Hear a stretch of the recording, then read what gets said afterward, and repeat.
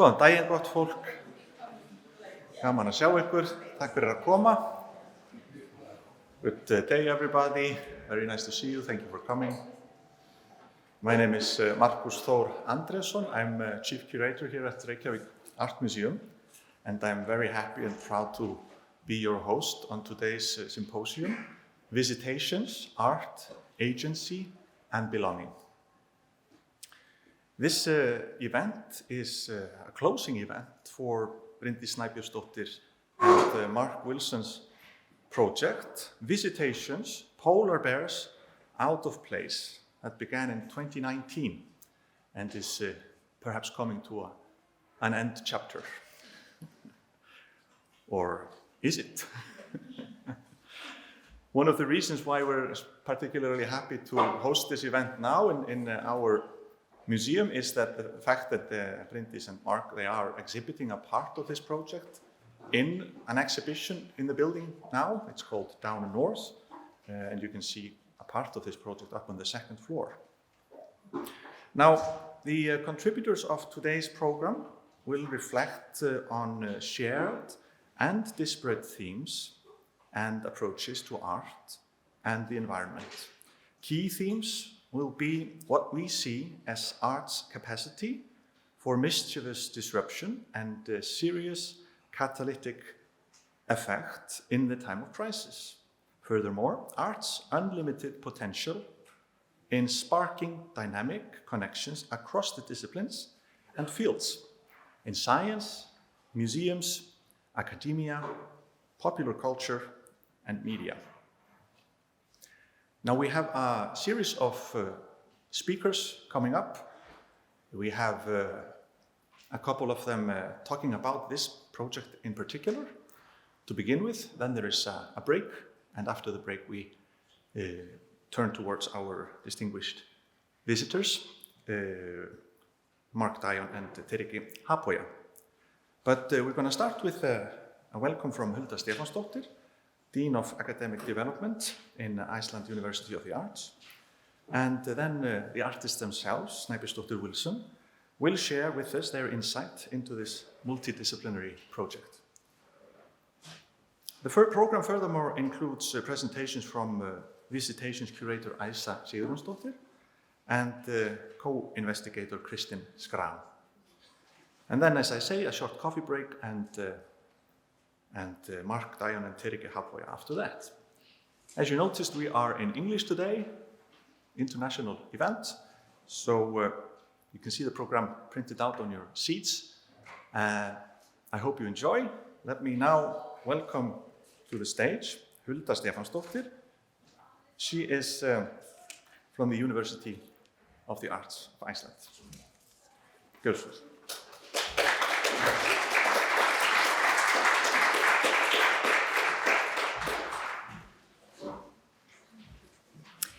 Dear Bryndís, dear Mark, other participants and guests, it is an honor to open this symposium on Visitations, a final presentation and reflection, a sort of an end note to this large-scale project, a multidisciplinary artistic research, and the first of its kind to receive a 3-year grant from the Icelandic Research Fund.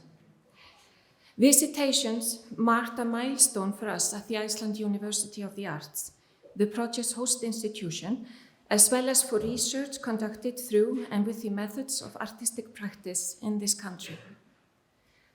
The past years have certainly been a learning curve for us as an institution working towards implementing the component of research more thoroughly into our academic culture. But most importantly, it has forwarded the debate on research in the arts. It has boosted our confidence and supported our understanding of the possibilities research can bring to our field, not only to the academic community or the arts community, but to all of society. I cannot place enough emphasis on the importance of having a high-quality research project such as this as an example and reference point, both within our academic surrounding, towards students and faculty, as well as externally with other universities and academic fields, collaborators and potential collaborators wherever they might be. not to mention funding bodies. Research is a defined process of investigation leading to new insights effectively shared. This definition of research applies no less to the arts as it does to other academic subjects, and it has been set forth by a Common Advisory Committee on Research, REAC, for all Icelandic universities. A defined process of investigation leading to new insights effectively shared. It almost sounds like it was especially written for research in the arts. Artistic research challenges general definitions of research methodologies, recognizing the values of contemporary cultural practices as an important contributor to expanded knowledge and advanced approaches, often in collaborative effort with other fields of expertise. In terms of methods and forms, the Iceland University of the Arts has encouraged a broad approach to research with equal respect for experimentation and methods based on tradition and history. When it comes to practice-led artistic research, the work or project is expected to entail a reflective component as well as a public dissemination. In all cases, the artwork is seen as the predominant result. There is, I think, a tendency to approach artistic research as most distinct from other forms of research. But on further consideration, is it really?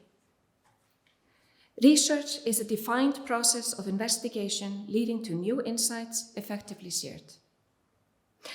Reflecting back on our situation 3-4 years ago and forward to the past week or so actually, where I have had the opportunity to speak on behalf of research in the field of arts, design and architecture, with representatives of other academic fields as well as members of parliament, I feel a tangible shift has taken place.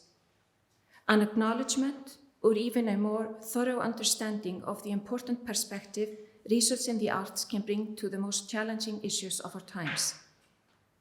Endlessly probing and questioning accepted norms, approaching research through the senses and the tactic, yes, but the tacit. Going beyond words and back to languaging, equipped with new phrases, new sounds, different insights, new understanding.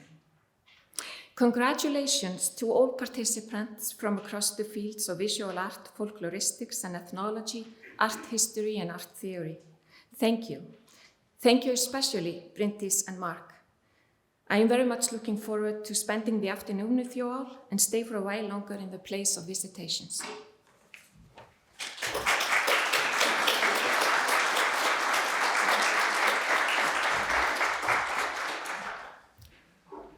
So, if everything had been according to plan, our project organizer, Ólafgerður Sigfúsdóttir, would have said something very nice, but unfortunately she cannot be with us. She sends her regards, and we miss her terribly.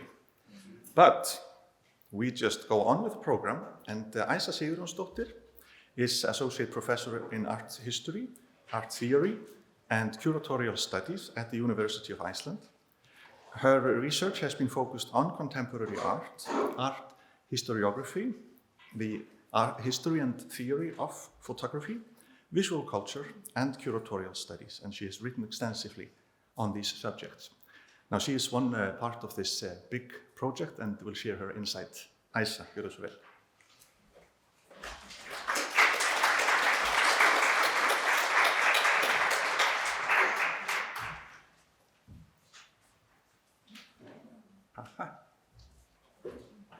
Yes, thank you for being here all, and I would like to also to say thank you to Bryndís and Mark for inviting me on this project in the several years ago. So I'm going to talk here today from the perspective of the curator of the exhibition in Akureyri, the Visitation exhibition, and I will discuss sort of maybe in some, not in many details. I think Bryndís and Mark, they will deepen some of the ideas and some of the work processes that we worked with during the planning of this exhibition. Well, the difficulty with the polar bear, of course, is that the polar bear is a very totemic animal, as we know, and it is celebrated for its strength and was even used as a valuable gift to kings and emperors. As with many other wild animals, the representation in public culture is shaped by hunting mythologies, and it is also still serves as a living commodity for cultural consumption in zoos, safaris, and other spectacles. Recently, the polar bear has become an emblem of the Arcticness that we are so much involved here in Iceland now. It is an emblem also of this environmentally and ecologically imperiled, because it is in danger as the icebergs and other natural elements of the northern hemisphere.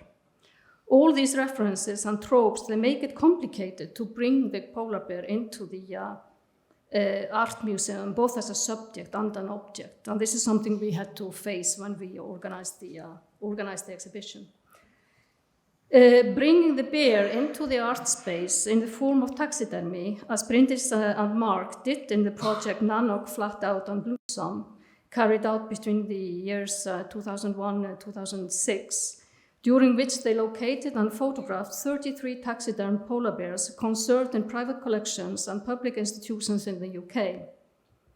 In this project, the artists, they sought to investigate a violent colonial past deeply grounded in the important research into hunting cultures, with the goal of deconstructing the bear symbols, functions, and return to the individuality of its specimens, as they said, to the idea of its former living self.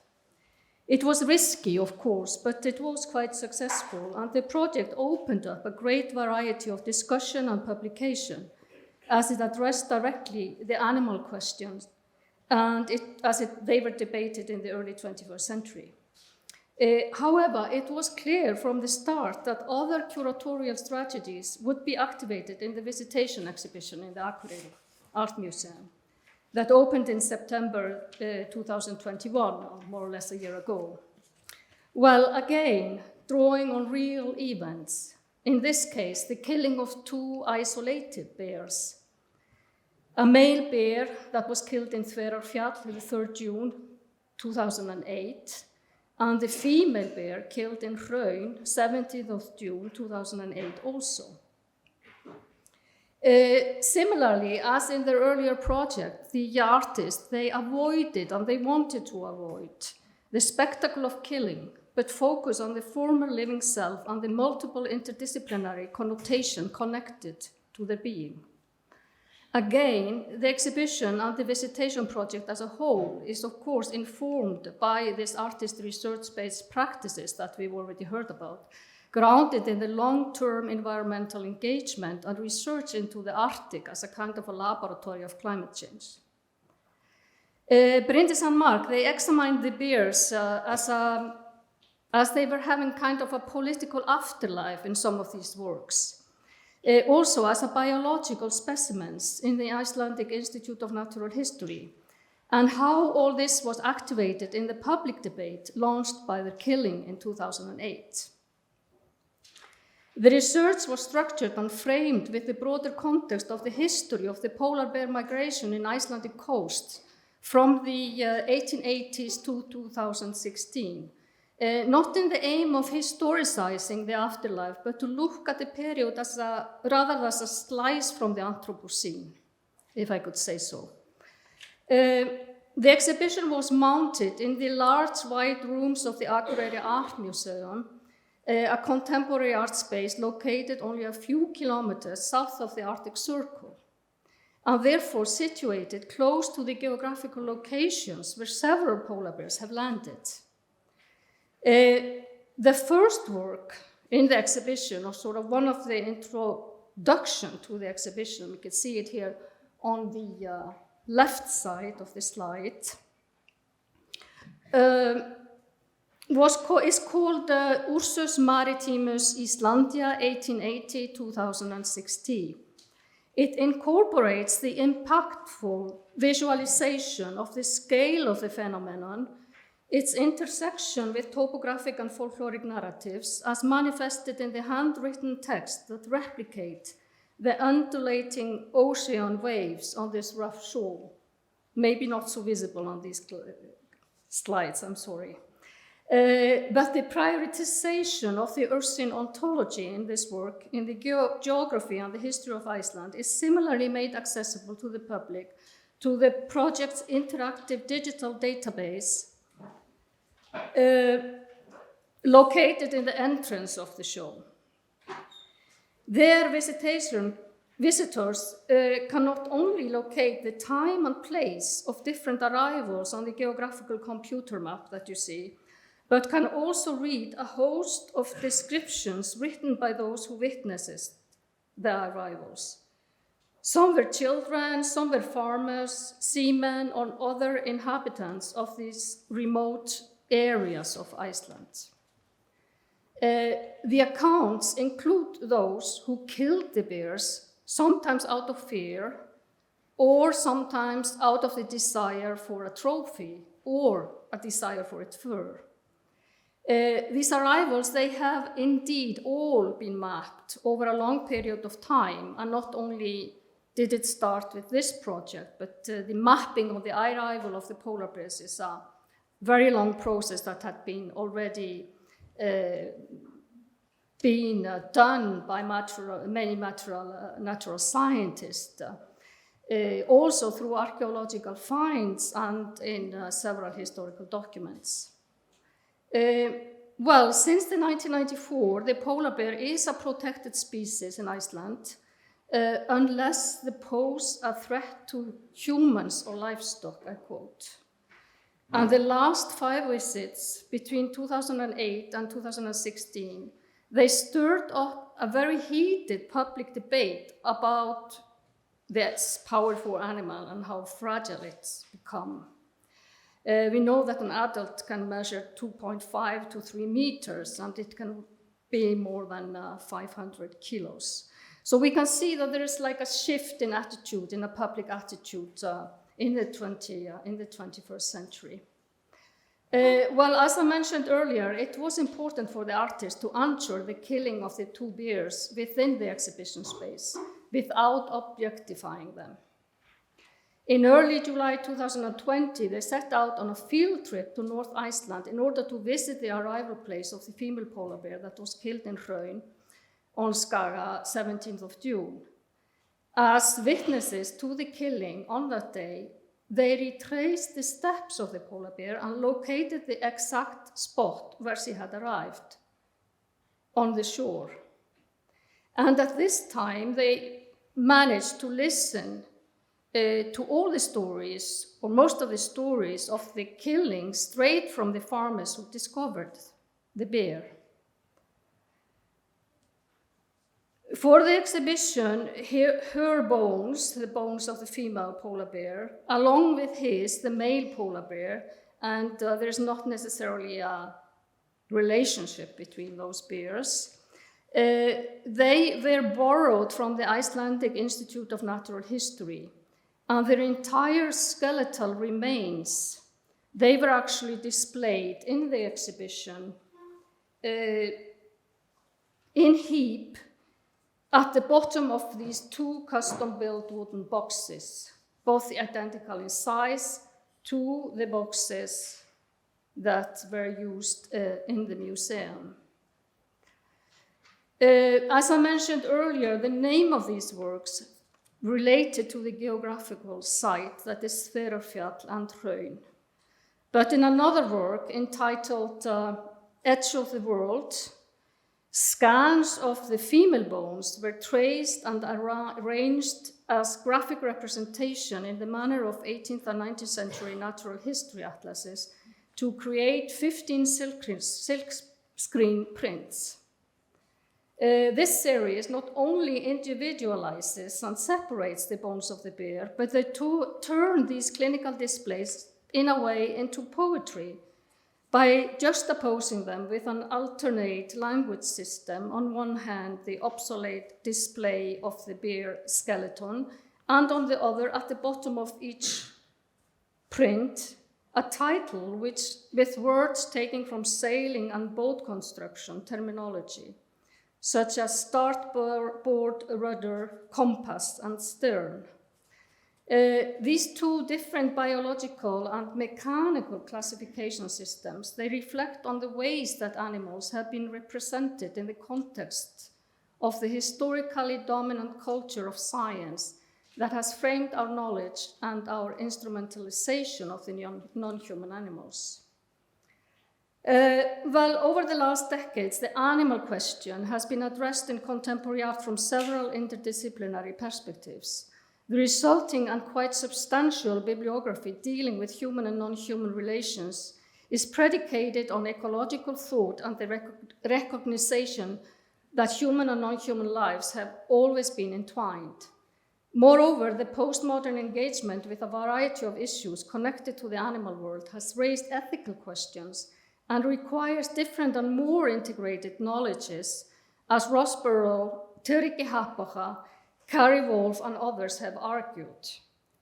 However, as Rachel Poliquin points out in her book, The Breathless Zoo, Taxidermy and the Cultures of Longing, the recent interest in animals cannot be fully explained by cultural or political discourses, climate change, or environmental concerns. Animal subjectivity and agency, a current topic in human animal studies, and its artistic expression, we can name from Joseph Beuys to Pierre Hugues to Mircea Cantor and many, many others, are far from new notions in philosophy and contemporary art practice. Thomas Nagel's much quoted paper, What is it like to be a bat? And Wittgenstein's aphorism, If a lion could talk, we would not understand him, are examples of such thinking. Well, recently, Giovanni Alloy discussed these views as being somehow outdated. He argues that oftentimes, I quote, our ability to think of something is not simply defined by the limitations of our perceptual boundaries, but by the limitations that institution implicitly place upon us, what they allow us to think and say. These borders often become visible and debatable in discussions with scientists, for example. Therefore, the importance of the video installation, Visitation 1, 2, and 3, that consists of interviews made by the artist, respectively with the biologist Karl Skirnisson, Ævar Petersen, and taxidermist Þorvaldur Björnsson, all of whom have worked on polar bear research in Iceland for decades. These interviews, they function as a kind of a pulse in the show. They are voices, strong voices, elaborating on current research and grounding the critical questions posed by the artist concerning the living being of the polar bear, including the violences involved in these encounters. Importantly, the scientists are not all male by coincidence. They remind us, of course, that institutional research is still governed and directed by a traditionally paternalistic power structure. Feminist thought has further contributed to this interrogation of the meaning and consequences of anthropocentrism. For it is indeed man who lies at the center, man who is granted sovereignty by God over earth, animals, and needless to say, women. The apparent naturalness of this arrangement, whose ultimate consequences are the ecological catastrophe endured today, as well as the other consequences of this foundational inequality, needs hardly to be argued here. Thus, the emergence of what is called ecological feminism, or other variant terms, is the result of a recognition that patriarchy, anthropocentrism, capitalism, and colonialism are mutually reinforcing intersectional and integrally violent worldviews and practices. This disastrous legacy affects all relation between the human and the non-human, as we know, creating a state of emergency that has become the main concerns of Bryndís and Mark in their work in general. They continue to address these crises in Visitations. For instance, in a small-scale transparent glass maquette entitled Matrix, representing a measured polar bear maternity den in Svalbard. It is one of a series that the artist made in 2016 as a result of their long-term research into polar bear habitats in Alaska, Greenland, and Svalbard. By representing each individual den in the material form of mouth-blown glass sculpture, the artist turned the negative space of the den, as we can see here, into a positive space, creating a transparent object that replicates the organic habitats female bears construct in the snow for the gestation period, birthing and early raising of cubs. This fragile glass form mirrors the vulnerability of their future lives, of course, their habitats often disturbed or destroyed by drilling and other oil and gas industrial work. Furthermore, we could say that climate change, the melting of the snow and the rising sea levels in these breeding areas also impact on the dens. Well, even though it is the anticipation of the consequences of climate change that fuels the Visitation project and this exhibition, as I have very briefly described, it was the ruthlessly physical and semantically ambiguous character of the polar bear visits that inspired and framed the curatorial discussion with the artist during the working process. And then maybe I'll go back to this works here. The desire to portray the inner state of animals and the impossibility of doing so is usually the driving force in the production of transdisciplinary artworks. As theorized by Jacques Derrida, this animal turn is moreover one of the responses to the anthropocentric worldview. If for him this anthropocentrism appears inevitable, this is because human experience is conditioned by its subjectivity and perspective. Thus, in his major work, as we know, The Animal That Therefore I Am, he challenges this traditional division of Western philosophy, science, and culture that draws between human and animals, calling for a total abolition of these conventional human-animal borders. The presence of the bones, the skeletons in the art space is very problematic. In this case, we can look at them as a sign of an absence-presence or a present absence, question mark. What is their status as objects in relation to the viewer? These were some of the questions that we debated. The bones were kept in heap, signifying a silent body. While in the other works, that production in the space, the exhibition space, we focused more on listening.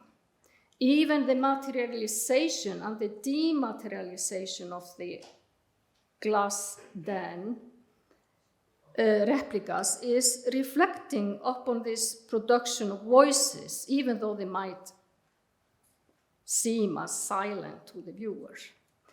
This tension between the living object, the registered polar bear arrivals indicated on the maps I showed you in the beginning, the footage showing the animals before they were shot, that we did not show in the exhibition, and their physical remnants, bones and teeth, all make the absence of the living bear active on the viewer presence.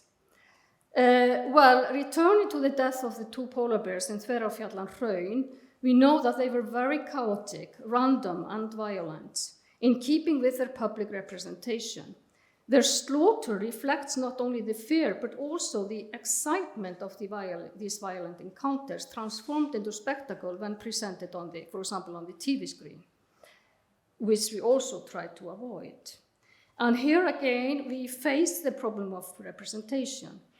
As described on the curatorial wall text in the exhibition, uncertainty characterizes these human and animal encounters, informed as they are with a complex array of emotions.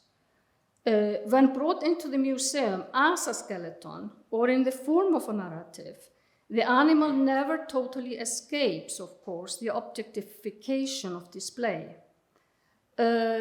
Traditional representations, such as those in maps, natural history atlases, and all their sources, but also more spectacular representation of bears as those on circus posters and other advertisements for animal spectacles. We can say that they always lurk behind these cultural readings. In her book, Empathic Visions, Affect, Trauma, and Contemporary Art, Dill Bennett rethinks affective approaches in contemporary art as a conjunction of affect and critical awareness, I quote, that may be understood to constitute the basis of an empathy grounded not in affinity or compassion, but on a feeling for another that entails an encounter with something different, often inaccessible. End of quote.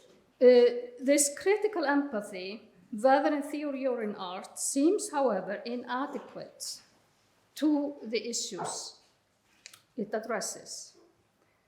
As demonstrated in Mark's and Bryndís's work, an ethical relationship between human and non-humans cannot be separated from a political and ethical stance that rejects the structural givens of both patriarchy and capitalism.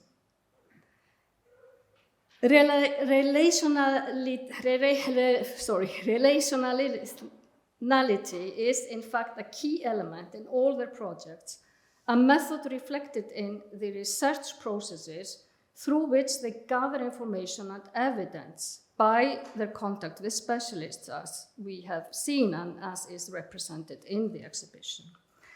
The works, as well as the Visitation project as a whole, all share a basis in critical animal studies in what could be termed their theoretical DNA.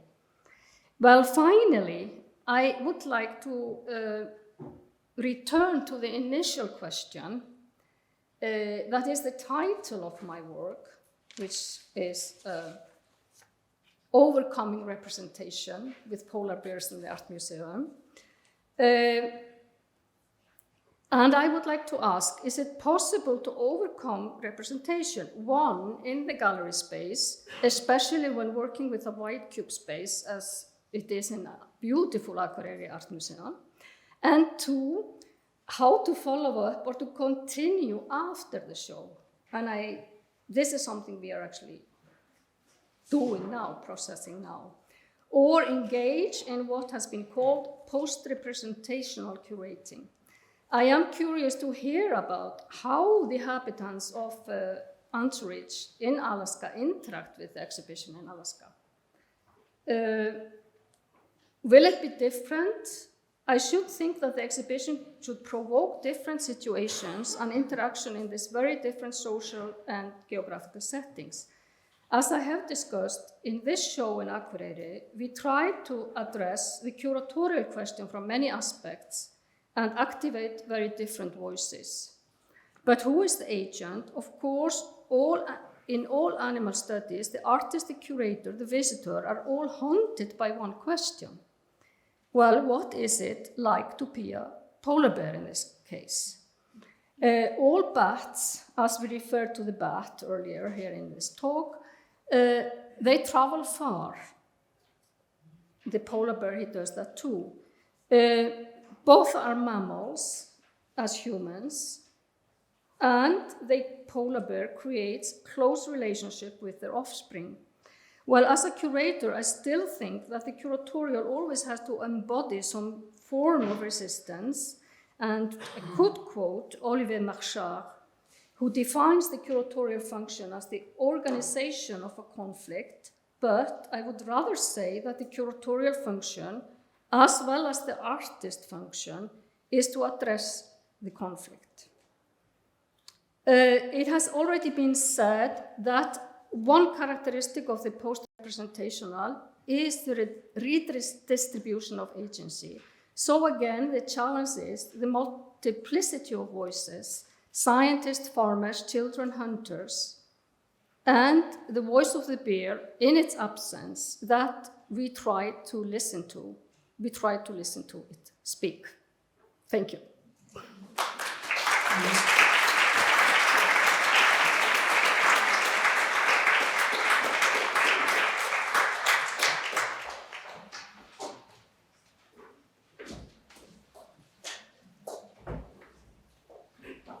Thank you very much, Isa, for a great talk and for posing questions that I'm sure none of us can answer, but we can maybe attempt in a panel discussion here towards the end of the day. Now, to the stars themselves. Snæbjörnsdóttir Wilson will take the stage. They've built a reputation resonant in many fields, in contemporary art, animal studies, human geography, museology, the environmental science, and more. In this respect, it's been their strategic intent to drive the idea that contemporary art is a significant voice, made possible by the application of unique blends of original methods and cross-disciplinary appropriation. Now, Bryndís is professor and MA program director at Iceland University of the Arts, and Mark is professor in fine art at the University of Cumbria Institute of the Arts, UK. And they recently, as Isa mentioned, had their 20-year retrospective in Gerðarsafn Kópavogur, Visitations up in Akureyri Art Museum, and currently the Visitation project is part of their 2015 to 22 Polar Lab Artist in Residence at the Anchorage Museum in Alaska. And as mentioned previously, two of the works that Isa displayed are up in the Gallery B for your inspection later today. So, without further ado, Snæbjörnsdóttir and Wilson with their talk, Visitations, How Stories Are Made. Please, give it away.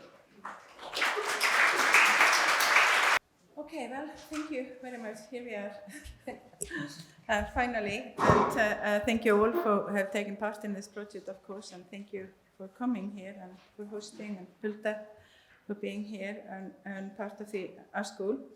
We're not actually going to be sort of going through the process of the project. We're going to try and show through images, different images through the process, and also what we're actually trying to work with in this project right from the beginning when we started working into it and through this research.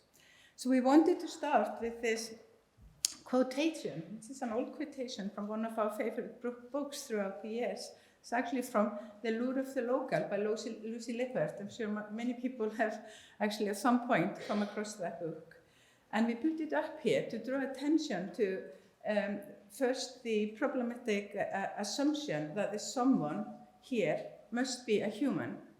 And second, that in our work, we take pains to adopt at least or point to an undeniable, impossible to achieve, non-anthropocentric view. So basically we're kind of talking about that. So often when we're talking about this we or someone, we think it's just us humans in the world, but it's really important to us that we actually go out of that situation and think that so a little bit outside of ourselves, and we're just one part of a big chain. We are often asked, where does it all come from, this interest in polar bears? Our work with this particular non-human animal species has a long history, over 20 years. During that time, the polar bear has gone from symbolizing power and the purity of an imagined white, pristine environment of the north to being a symbol of fragility and environmental decline. In earlier works, before we started to collaborate in 2000, both Mark and I worked on aspects of environments from past experiences and knowledge. For me, these involved snowy environments, I had been living in Glasgow for 16 years at the time, and the greyness of the city brought up longings and desires for relative crispness of air and clarity of light. I remember from Iceland, It seemed that various experiences from a snowy environment had imprinted themselves into my mind, body and soul. I could and can still easily recall the sounds, smells and colours of different kinds of snow and my own snowy associated experiences. In the introduction to the research project Embodied Critical Thinking, Guðbjörg Jóhannesdóttir, a colleague of mine from Iceland University of the Art, says, all our knowledge resides in the body, which is our connection to materials and spaces, the landscape with which we have bonded over time. She goes on to say that listening to the body and listening to matter and space is a magic that we all do every moment, but we rarely pay attention to it. But regardless of the degree to which we or any member of any species might be aware of this, our impulses and motivations, together with these regional conditions of freezing, of snow and ice, combine as a force to shape our being and belonging. I should say that this video that we've been running here is actually from an island, it's called Reykjavík, out in the Barter Island in the Arctic Circle of the Alaskan coast, and we had the opportunity to spend some time out there. To collect is a way of connecting. Museums are stocked with objects that all collectively seem to claim ownership or authority over environments, communities, or even entire colonies. On a more personal level, we collect items to accumulate knowledge, and the extent of our collections is evidence to ourselves of our specific connection to the world. Over the years, both individually and collectively, as a collaborative team, we have engaged, consciously or otherwise, in many types of collections, from stamps to recordings, to mountains, to polar bears and stories. Connecting to this impulse, this sense of shaping identities, is the tracing of one's family tree, the gathering of names under the umbrella of genealogy. We know this in Iceland here. The name Snæbjörnsdóttir, Snæ meaning snow, and Björn meaning bear, and dóttir meaning daughter, snow bear's daughter. What better way to connect to another history? What better way to find one's bearing in relation to an unfamiliar environment to which one is nevertheless instinctively drawn, than to connect by means of a name to one of the most powerful and iconic animals on Earth. In his On the Origin of Species, Charles Darwin radically proposes all species on Earth descended over time from common ancestors, kindred to one another in a great tree of life. So in following an essential genealogical approach in our earlier project, Nanook, Flatout and Blossom, together we traced relations and tracked back through an imaginary alternative image of factual stories of polar bear body remains and their reconstructed representations, frozen in time as taxidermied mounts. In this light, we saw these bodies as hybrids, a massing of fact and fiction, fur and filling.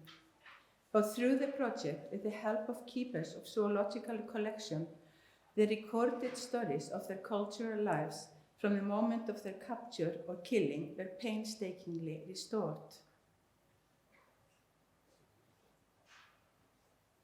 Here's another video from this project. It's old, so excuse the resolution.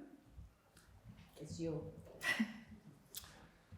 So, by this means, this bizarre genealogical thread, we believe that by offering an alternative lens to an Arctic history that already encompassed stories of mapping, whaling, exploration, and technological innovation, we reveal records of these and literally hundreds and hundreds of other polar bear killings, apparently for target practice or as a way of relieving sailors' boredom, with most left there as carrion on the ice.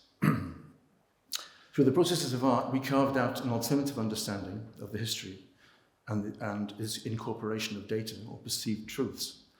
Not alternative facts, but added and parallel stories and interpretations. Through art, this change of emphasis is possible, where existing facts remain, but are fleshed out, potentially in myriad and refreshing ways. And this too is very much the business and significance of stories, storytelling having been the means by which traditionally knowledge has been carried down to us from ancient times. In the disciplines of genealogy, one has names and the years of birth, marriages, progeny, and death. But to discover how that life was lived, one has to research other information, which ripples out to include multiple and enmeshed contexts of society and the local and wider environments of that time, amongst other things. In her 2017 second Wreath lecture, Hilary Mantel explained how truth and perception are bundled up subjectively for us, either as individuals or as communities. She was speaking as a historian and a writer of historical fiction. And in the lecture, she discussed how, as humans, we have a tendency to interpolate what is not known from the available facts, or if you like, from a mix of what has been recorded and otherwise, over time, come to be accepted as a reliable account. In these last weeks, Mantel herself has passed. She died a couple of weeks ago. And in acknowledgement of her significant contributions, that lecture in question was made widely available again. In her closing remarks, she quoted St. Augustine as saying, "The dead are invisible. They are not absent." Implicitly, she, through him, suggests that the apparently departed are no such thing. We sense the ever-present dead stand at our shoulders and haunt us now as shapers of our contemporary world, as witnesses to our own experience, and as reminders of our intrinsic resistance to change, our failure to learn and to behave differently and more imaginatively as members of an interspecific global community, a community of species. It struck a particular chord with us when she described the creative possibilities made available in the presence of contradictions and inconsistencies in such material, and that with these and within the gaps between what is known, great license is afforded the writer to fill in or to extrapolate and build, to come to new possible understandings of situations past and behaviours that continue to be repeated today. In the same lecture, Mantel suggests a myth is not a falsehood. It is a truth cast into symbol and metaphor. And soberingly, we know that if enough people believe something, then it creates its own microclimate of authenticity, which in turn has the power not only to influence, casting ripples beyond the locality of its origin, but so to determine the course of events more widely. In his best-selling book, *Sapiens*, Yuval Noah Harari too writes about this phenomenon and uses the example of money, nationhood, and even a global automobile brand to demonstrate the point and to suggest that all such abstract concepts function only for as long as the collective continues to accept that they are real. All these ideas and the mechanism that enfold them can be seen as stories, to which we understand humans are profoundly susceptible. Stories and the sense of order they bring are the means by which our lives are organized. Stories as refrains may equally cement and arrest our behaviors, providing structures which support our resistance to change. In the Visitation project, we recognized at an early stage that the accounts we were dealing with, that were its backbone, were constituted in specifically different forms according to their historical provenance, when and how they had been remembered and recorded, and by whom. In simple terms, we identified the mythic coming to us in a fragmented form as repeated through subtly shifting or reconfigured narrative motifs. References to bears stuck to the land and the locations at which they arrived as place names, and their behaviors became the attributes of the human characters who had encountered and survived them. Yeah? As we'd expect though, the records, whether historically mythic in nature or scientific, are human stories. No account seems to exist from the perspective of the bears. We are not about to presume any capacity to repair this absence.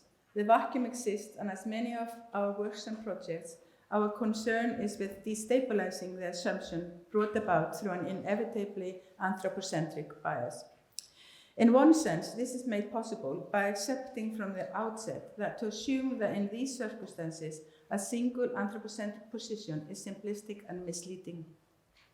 Vested human interest manifests in countless idiosyncratic ways, according to individual experience, cultural conditioning, social status, geography, climate, etc.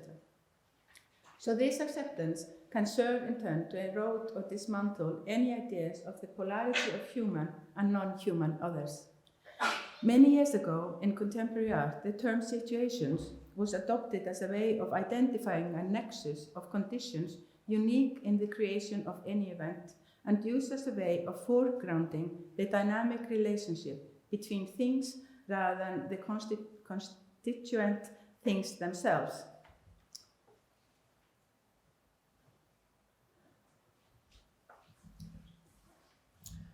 In the myriad life and death stories of Visitations, detailed as they often are, it is in the gaps and fissures in specific situations between our understanding of the actors together with the inconsistencies within the jumble of our collective views in their interstices and the vacuum of ignorance they reveal that it may be possible really to conject and navigate an imaginary and within each specific situation approximate both rationally and emotionally a particular sense of the other's position.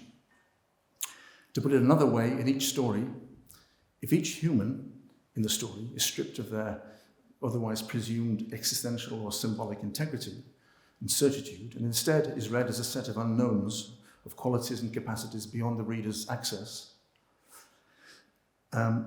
if each becomes a tremor of idiosyncratic experience and uncertain behaviors, then we will find our reading of the bear or bears in the story proportionately less alien, less caricaturized, altogether more complex as equal players of this shared situational happenstance. And it's precisely this kind of work that the assembled components of Visitations, that is polar bears polar bears out of place, that is polar bears put out of and left without place, and Visitations from Greenland to Iceland to Alaska in borderless Arctic seas, which is the Anchorage show. It's how they're organized to perform.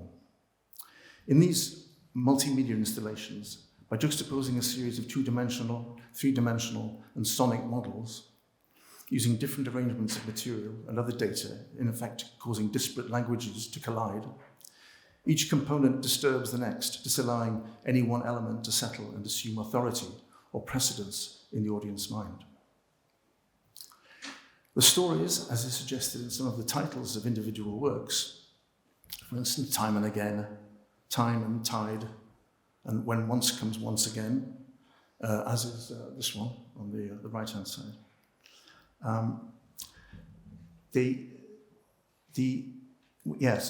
The titles, yes, are evidence of endlessly repeated human on ursine behaviors, human on bear behaviors, in the context of a particular meeting of land and sea.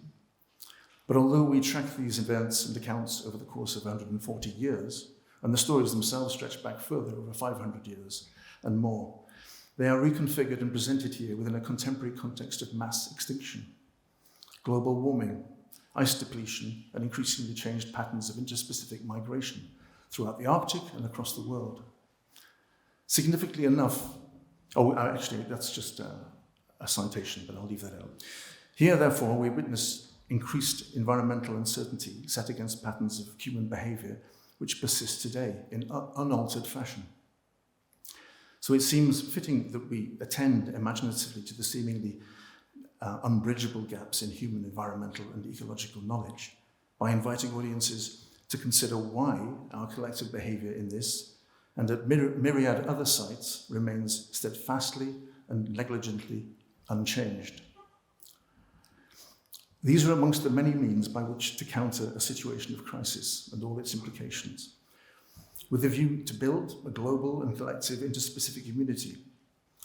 Hand in hand with audiences, we can use, hand in hand with audiences, we can use such story models to alert us to human intransigent and unthinking behaviours. To say it again, not in order to present alternative facts or supplant what is known, but to consider parallel interpretations and possibilities where the facts at our disposal remain, but are fleshed out, potentially in myriad ways, as a means by which to face the future with a healthy acceptance of the scale of our current ecological denial and ignorance, and the determination to ditch the accumulated hubris and tragedy of the capitalist scene that brought us here. What must have been apparent to any visitor to the exhibition Visitations in Reykjavík Art Museum in the autumn of last year, and to the current show in Anchorage, as well as our work upstairs here, is that the project is concerned with stories of life and death. This life and this death are notionally transferable between specific members of two species, which for centuries have intersected. But in the context of the 21st century, we see the stories as having infinitely wider resonance. In Visitations, the facts or real lived experience that once prompted the genesis of folkloric tales are no doubt the same as those that went on to inform anecdotal records and later the diary entries and the newspaper reports and most recently the forensic analyses that followed such encounters. Do you want to take it? I don't know, you. But the resonance for us does not stay simply with these actors. We are attuned now to consider the roles that the bears and humans have come symbolically to perform in the contemporary imagination. The bears, like predatory and ferocious, have newly acquired vulnerability, and humans, whilst individually undeniably threatened at times by the predations of bears, through the relentless pursuit of exploitative behaviors, we have, as we know, accrued great collective responsibility for the bear's present vulnerability, together with that of myriad other species, communities, and habitats across the world. Sorry. Sorry, I have something in my throat here. Yeah, can you do it? The more than 200 stories and Visitations are a mix between the folkloric, sometimes mythic, and the reported, those that come with specificity of place and time. They come therefore with the ingredients of both personal embodiment and cultural embedment that gives them resonance, crucial in storytelling, for them to continue to echo in and work upon our imagination, even perhaps to inflect our behaviour. And I'm just to show you, you'll have seen that there's a video, there was actually a video at both ends of the exhibition in Anchorage. So it's in the sense that at both entrances, there's a video. One carries the folkloric stories, and one carries the reported stories, the more recent stories. We'll just run this now. It's a 3-minute clip. Fljótavík 1974. A polar bear came ashore in Fljótavík in the Westfjords on May 18, 1974.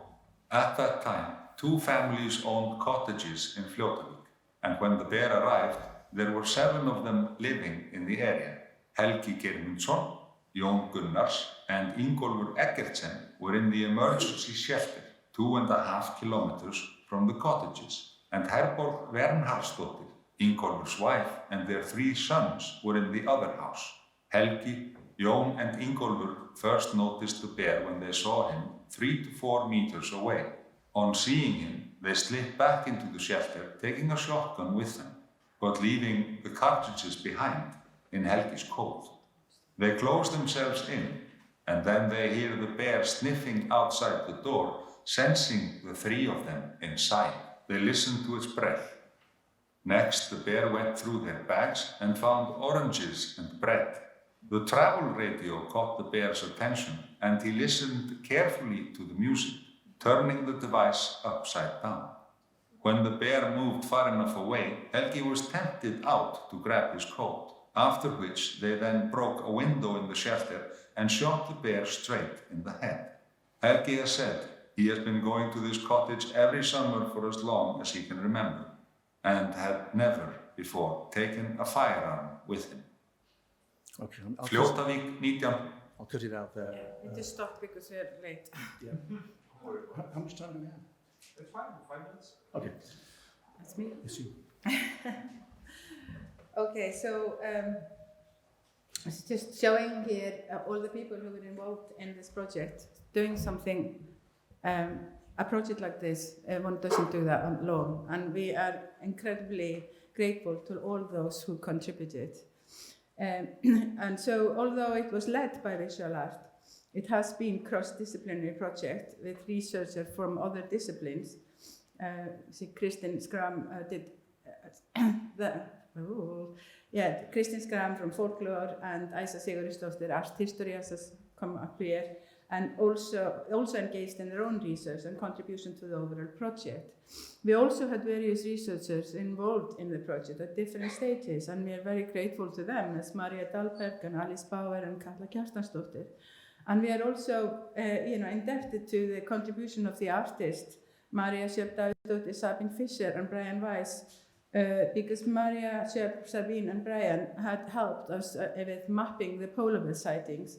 And they took part with us in an intermediate exhibition we titled Landfall, and a seminar as part of that project.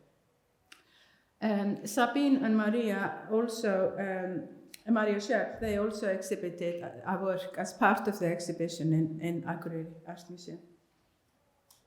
So this is a slide from the seminar that we did in Rind on this exhibition, intermediate exhibition called Landfall.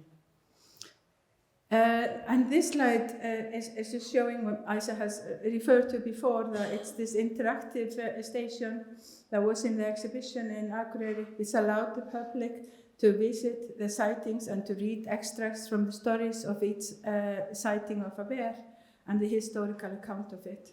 At this time, we didn't have the folklore stories in the map, but we have now gathered them, and we are hoping to release this on our website, so people could actually engage with this and read these stories for themselves through our website. This should be there in the end of the year. So, still things to do in this project. Our own contribution in Landfall was based on a bear from Hraun, which has been mentioned here before. We've used it in the Akureyri exhibition, and we began working with it in this Landfall exhibition. It was the sort of skeleton. We had the box in the exhibition. You didn't really see the bones, it was just a box, but it was alluded to that the bones were in there. And this particular bear that came at Hraun has been stuffed and is now in the Natural History Museum. Natural Institute. One can't remember the exact English name. Icelandic Natural Institute of History or something. That's where it is now as a stuffed specimen. But I wanted to we produced a booklet, and the booklet was built on the sort of information that was being left, left by the scientists that dissected and the veterinary people who looked at this animal after it had been killed. So we created this text in the booklet together with some other images. Part of it is here, and this is actually taken on the day that they actually were going to capture this bear, but that didn't work out as intended. But anyway, Skagabirnan, or the female Skaga bear, was born in 1993 in Greenland, and she died at Hraun in Skagafjörður in Iceland on the 17th of June 2008, our Independence Day. She weighed 142 kilo, which is considerably lower than normal weight of a healthy female polar bear. which is at 150 to 175 kilos. She was 14 and a half when she died, having swum over 300 kilometers to reach the coast of Iceland. She was 194 centimeters in length, where the normal length of a female polar bear of her stock is 200 to 220 centimeters. And so she was rather small or petite. Around the shoulders, she was 140 centimeters, and around the waist, 104, and again below average of her own kind. There was no fat underneath her skin, nor around her intestines. The veterinary who examined her confirmed that she would have been exhausted. There was water in her lungs and in her digestive system. There was a wound from a shot in her right leg and also in her chest. The bullet has exploded inside the chest, leaving fragments around her heart. The bullet case was found in one of her lungs. There were large wounds with patches of no hair underneath her forelegs. It was clear that before meeting her fate, she had received, whilst traveling, or perhaps just before, a heavy blow to her chest. And there was bruises on her knees, which might have come when she arrived exhausted at the shore, approximately 24 hours before she died. Her teeth looked healthy, and from cementum growth layering analysis, it is evident that she had cups 3 times during her life. The first when she was 5 years old, the second when she was 9 years old, and the third when she was about 11. She will then just have finished raising her 3rd litter of cubs at the time she left for Iceland. In her stomach, there were no bones or solids, only water and white mucus. It is likely that she was so exhausted on arrival that she was unable to even eat, leaving untouched the eider eggs that were all around her on the beach at Hraun.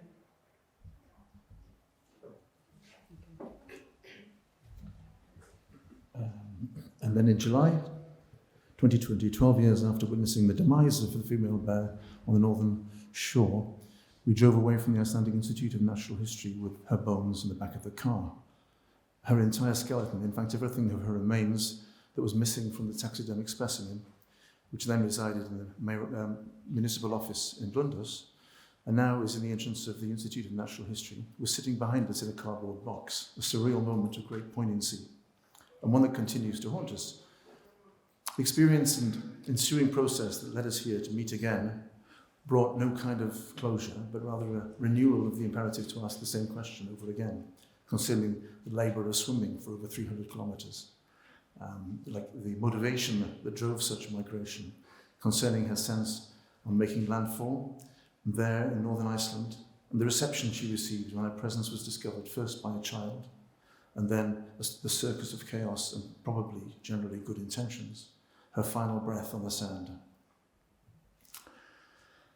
So briefly, in Akureyri, these boxes had held the skeleton remains of both the female and the male bear who arrived in the summer of 2008. In Anchorage, in the collectively entitled storage organs, the same bones contain salt, a skull, contained salt, a skull, and the maquette of another maternity den based on drawings made on site in the Alaskan Arctic North Slope Borough.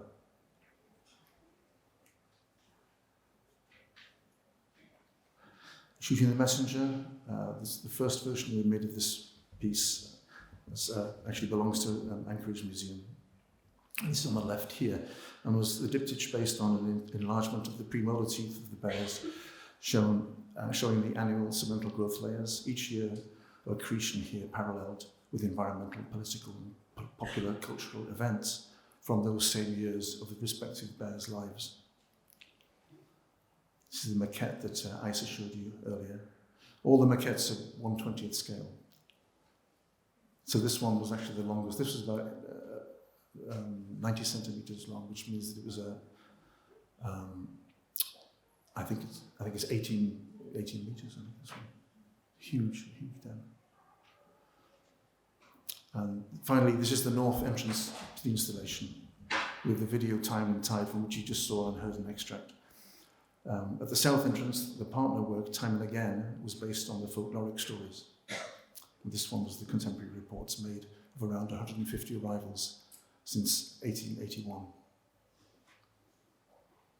In the show upstairs, down north, the bone drawings are laid out as individual artworks, in effect kind of jumbled up again as they were when we found them in their box, and in dialogue both with their captions, which allude awkwardly in human terms to the ocean journey she made, and with the map work diptych Isa discussed earlier, Ursus Maritanus Icelandia. Thank you very much. Thanks for your patience.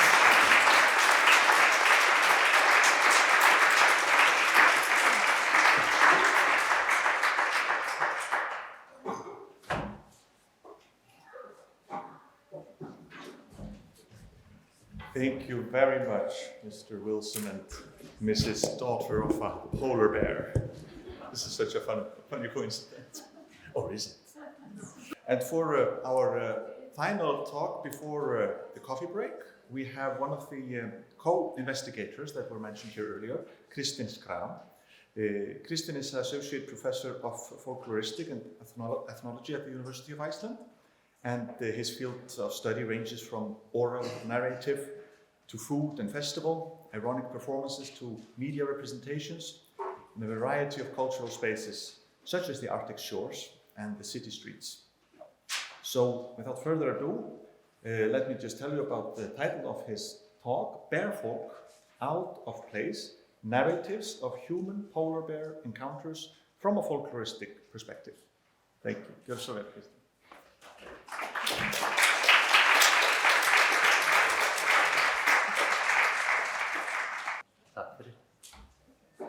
Do I have enough computers? Yes. United States. Hard to follow such excellent presentations, but perhaps I could start by taking us to the field, a snapshot from the field at the kitchen table in Hraun in the summer of 2020. We, the field workers, intermittently ask questions, sip coffee, fidget with the sound recorder and the mounted camera, its focus drawn on the blue milk carton on the table in front of the farmers, Steinn Rögnvaldsson sitting across and Merita Rabeleb standing further behind the kitchen island. They have just seen off the visiting team's co-researchers, Bryndís and Mark. I think you had some car trouble. And had gone off on the roads of Skagi, a relatively remote coastal community in the north of Iceland. Now, the farmers do not share our sense of remoteness. They are at home in a close-knit society where they receive us. They're welcoming, generous, and talkative, and just about to recount the tale that had brought these visitors in the first place. The story of an altogether less welcomed guest, which had arrived a few years prior, only meters away. The temporal and spatial significance of a recent polar bear encounter in the vicinity has become a familiar feature of our fieldwork, stretching from the westwards to the northeast tip of Iceland and its northernmost island of Grímsey. The significance is not only experienced intellectually, it is met with a certain set of behaviors and cultural practices. For example, the purchase of polar bear slugs in Strandir, or large assemblies of onlookers in Skagi. It is embodied with feelings of awe, fear, or unease in the shudder of the Grímsey islander as she hung close out to dry overlooking the beach landing. The significance of the polar bear encounters is also narrated and thus reinforced in conversation, print, and media, both social and traditional media. Representations of bears vary significantly. In medieval literature, which is intrinsically connected with oral tradition, polar bears are used by human characters as precious commodities. They're presented to kings in the hope of reciprocity, advice, and safe passage through their land. The bears do not seem to pose any danger to their handlers when they are transported across vast distances. Such tales raise issues like luck, wealth, and gift-giving, and its importance in Norse culture and the human condition. But it is the particular animal and its cultural context that is most significant. The unit of value is a white bear, an extravagant treasure, but also, like Moby Dick, a blank cipher to be invested with meaning by those who encounter it. Anthropomorphic qualities are not the only aspects of significance in Icelandic polar bear legends. Other examples stress the cruelty of the bear and the danger that their presence poses. Within these legends, the Icelandic population, dispersed across the country's coastline, experiences the sudden arrival of the polar bear as an invasion. The bear is a menacing outsider, believed to be vicious and life-threatening, disrupting daily life and posing a risk to both humans and livestock. It is worth noting that no other wild land animals pose threats to humans in Iceland, besides other humans, of course. Now, the invasion of an external agent is therefore one of the key aspects of polar bear legends. In many, a bear invades the farmhouse itself in search of food. In some ways, the bear is more like a supernatural being than an actual animal. The unwelcome guest, a cruel beast, which comes from the sea, belongs to a different world than the Icelanders. Stories of their invasions are in many ways comparable to those of precious nature spirits roaming on the dusky edges of the human abode, occasionally overrunning the farmstead in the twilight of the winter solstice. These narratives of external invasion commonly express a fear of the unknown and augments the threat, danger, and cruelty drawn from the history and shared imaginaries.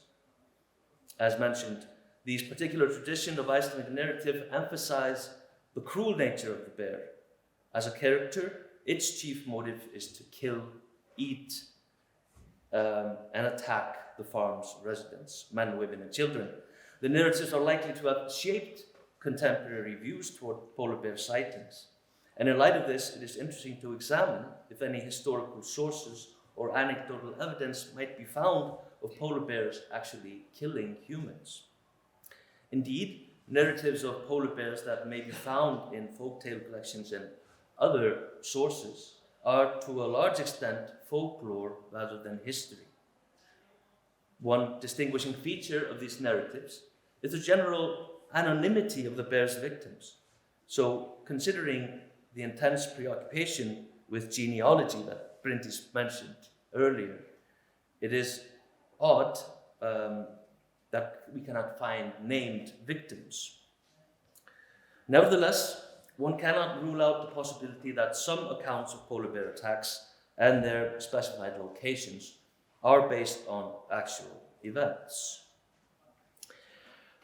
We can, however, safely say that the folklore of the bear in Iceland, and particularly the polar bear, are only to a limited extent a reflection of human-bear interaction. Rather, the bears exist in a buffer zone between the collective realm of imagination and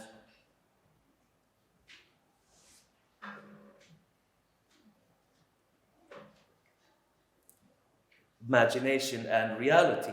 And within this buffer zone, Icelanders may examine the blurry lines between human and animal, between the civilized and the wild, between security and danger. And through various Icelandic narratives of its visitations and invasions, the polar bear is presented with many faces and in varying degrees of anthropomorphism and human-animal transformation. In Iceland, it can be benign or malicious, appeased or hunted, respected and feared as an outsider. They are a source of symbolic or magical strength, status, identity, warmth, food, exoticism, heroism, calamity, and lingering danger. While none of the accounts of Icelanders being killed by polar bears can be taken at face value, the visitations of the polar bears are perceived as destructive. Despite some arguments placing Iceland within the furthest reaches of the polar bear's natural habitat, its arrival is perceived as unnatural, an invasion, or more recently, a contamination risk. In our times of the Anthropocene, the polar bear is symbolic of climate catastrophe brought on by human activity. It has also long been a symbol of Arctic conservation and cooperation. The polar bear connotes the Arctic as an image that is claimed by both Arctic and subarctic countries, including the North Atlantic islands of Iceland and Greenland, as well as the kingdom that ruled over them. Polar bear narratives can, from a certain perspective, also be seen as part of a narrative tradition, which sometimes runs counter to official discourse. Counter-narratives, as defined by Amy Schumann, build on the possibility of critique of a master narrative, and thus, to some extent, an empathy, providing whatever redemptive, emancipatory, or liberatory possibilities the narrative holds. What can also be identified as master narratives is the appropriation of the polar bear as a tool in regional identification and representation. Narratives within Icelandic and Arctic tourism seem to incorporate the polar bear in Iceland's fauna and place Iceland firmly within the Arctic, despite the country's somewhat ambiguous geopolitical status. And I'll flick through some of these objects and souvenirs to make that point. Iceland's reputation as a desirable tourism destination has increasingly relied on its position as an Arctic destination, and the production of souvenirs for it has, for example, strongly branded Iceland. But while polar bear arrivals are few and far between, polar bears are presented to tourists as accessible and a familiar animal, easily bought and taken home as souvenir. As one of the most prominent Arctic objects on display in Icelandic tourism destinations and stopovers, polar bear souvenirs can be seen as fundamental parts of a mental mapping, a visual archive of the North. Exotic representations of the North have played a considerable part in self-representation of Iceland in the last decades. This form of borealism speaks to how Icelanders negotiate and adapt to emerging regional developments through the Arctic or through West Nordic identification. And while Iceland's Arctic status can be called into question, such narratives in many ways reflect state policy and the dynamics of globalized market forces and geopolitics. The Icelandicness of the polar bear is not contested in the context of tourism, although one exception is this curious venture called Fooled by Iceland, a thinly veiled spoof of a massive tourism campaign called Inspired by Iceland, which some of you may know. The anonymous campaign, which began as a student project in the Icelandic University of Art, consisted of a series of posters distributed around Reykjavík, depicting tourist traps and correcting falsehoods. And one of the posters depicts a drawing of a polar bear and states, "Polar bears do not live in Iceland, sometimes they travel from Greenland on an iceberg. When they do, we kill them." The popularity of the polar bear in Icelandic representation that includes consumer products, tourism, and art can be connected to this growing role in the discourse of climate change and fragile environments under threat. The polar bear image connotes the conditions of regional groups in the Arctic, not always to their liking, but to some extent addressing the challenges shared around the globe. It is therefore has quite extensive significance to Arctic discourses and climate change, with unlimited potential for associations on both local and global scale, as one of the primary non-human actors in the climate change discourse.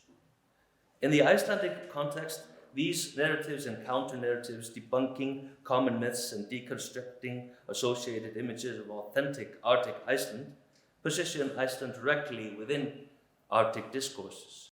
But as before, they project quite culturally specific values on the blank slate of the exotic polar bear.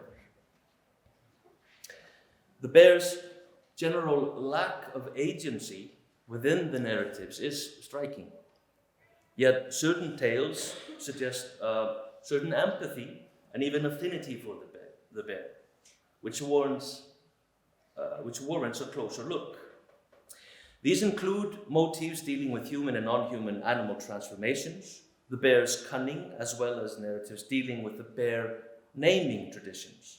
The idea that bears are actually humans under a spell appears early in Icelandic sources. In Jón Lærði Guðmundsson's Íslands náttúrur, a natural history of Iceland from around 1600, one can find that folk belief that a polar bear's hibernation is actually an attempt to starve itself out of the guise of a bear. And this motif can also be found in 19th century folktales, including one that claims bears give birth to human children, which only become bear cubs after the she-bear touches them with her paw. The attribution of personhood or even consciousness is often denied to animals, and particularly wild animals in Western discourse. Yet, as Todd Thompson notes in his seminal work, Post-Human Folklore, the vein of evidence indicates that humans are not unique in possessing neurological substrates that generate consciousness. Thompson further traces the constructions of various cultural views of animals in a way that ties together the role of formative sacred stories and the ongoing cultural categories that influence daily discourse.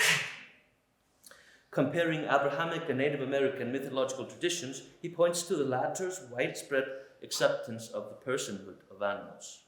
While such tales may be chucked down as anthropomorphic aspects of bygone oral traditions, their practice today, as demonstrated in the project, may be understood as post-human counter-narratives to modern master narratives of the nature-culture binary. But now at the end of a 4-year, collaboration, the research project Visitations, Polar Bears Out of Place, between the Arts University of Iceland, University of Iceland, the National Museum, and others, a database has been created containing existing documentation of polar bear visits to the West Fjords and Northwest Iceland from throughout history to contemporary times, including saga, 19th and 20th century collections of folk tales and legends, surveys, news reports, photography, art, and transcript of our fieldwork and sites of polar bear visits. And this is ripe for analysis of performative, methodological issues of post-human aspects, gender, periphery, cultural background, as components in how the significance of the polar bear has developed through the centuries. In their contemporary context, we have highlighted climate crisis and how arctification and borealism appear in folk narrative, material culture, and media. In collaboration with PhD student Alice Bauer, we have also approached polar bear narratives as a forum for the exploration of human-animal relations and the behavior expected by men and women in the communities that anticipate the bear's arrivals.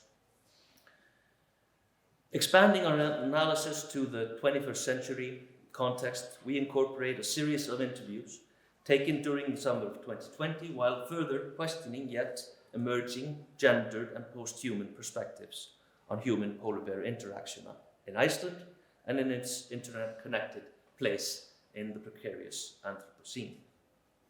But to sum up, the polar bear's fleeting presence in Icelandic shores, homesteads, and cultural imagination therefore does not only call into question the boundaries of the human and the animal, but also the Icelander's place in a precarious world. These projections of human aspiration and trepidation perhaps do not leave the polar bear in itself with much agency or room for representation. As narrated, the Bjarti remains a cipher.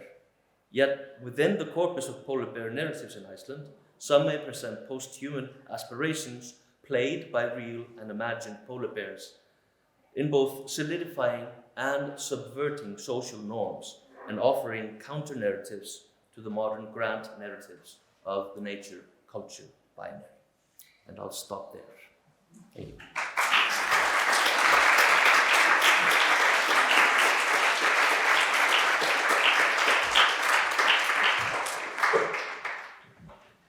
Thank you very much, Kristín Skram, for your talk.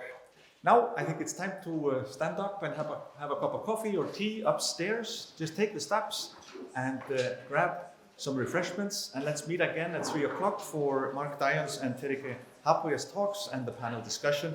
We'll use the opportunity in the coffee break to close the big doors. We weren't sure how many people we would be expecting, so I think we'll have a tighter, more intimate session in our panel talk if we close the doors. So just the 2 back rows will be inserted here. Thank you.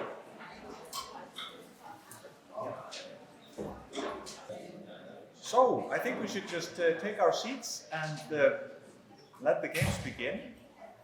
And for the second half, we have 2 contributors to the Snæbjörnsdóttir Wilson monograph, Debatable Lands. And we are very honored and happy to have with us these wonderful artists, Mark Dion and Terike Haapoja, who have joined us for this talk, and they will also contribute to the panel discussions afterwards with Snæbjörnsdóttir Wilson. So, Mark Dion's work examines the ways in which dominant ideologies and public institutions shape our understanding of history, knowledge, and the natural world. And I borrow a quote from Art 21 from him. The job of the artist, he says, is to go against the grain of dominant culture, to challenge perceptions and convention. Approaching archaeological and other scientific methods of collecting, ordering, and exhibiting objects, Dion creates works that question the distinctions between objective or rational scientific methods and subjective or irrational influences. Dion is, as I said, one of the contributors to the Snæbjörnsdóttir Wilson monograph, and comes here with his talk, Animal Endeavors, 30 Years of Working with and About Non-Human Animals. Gjörðu svo vel.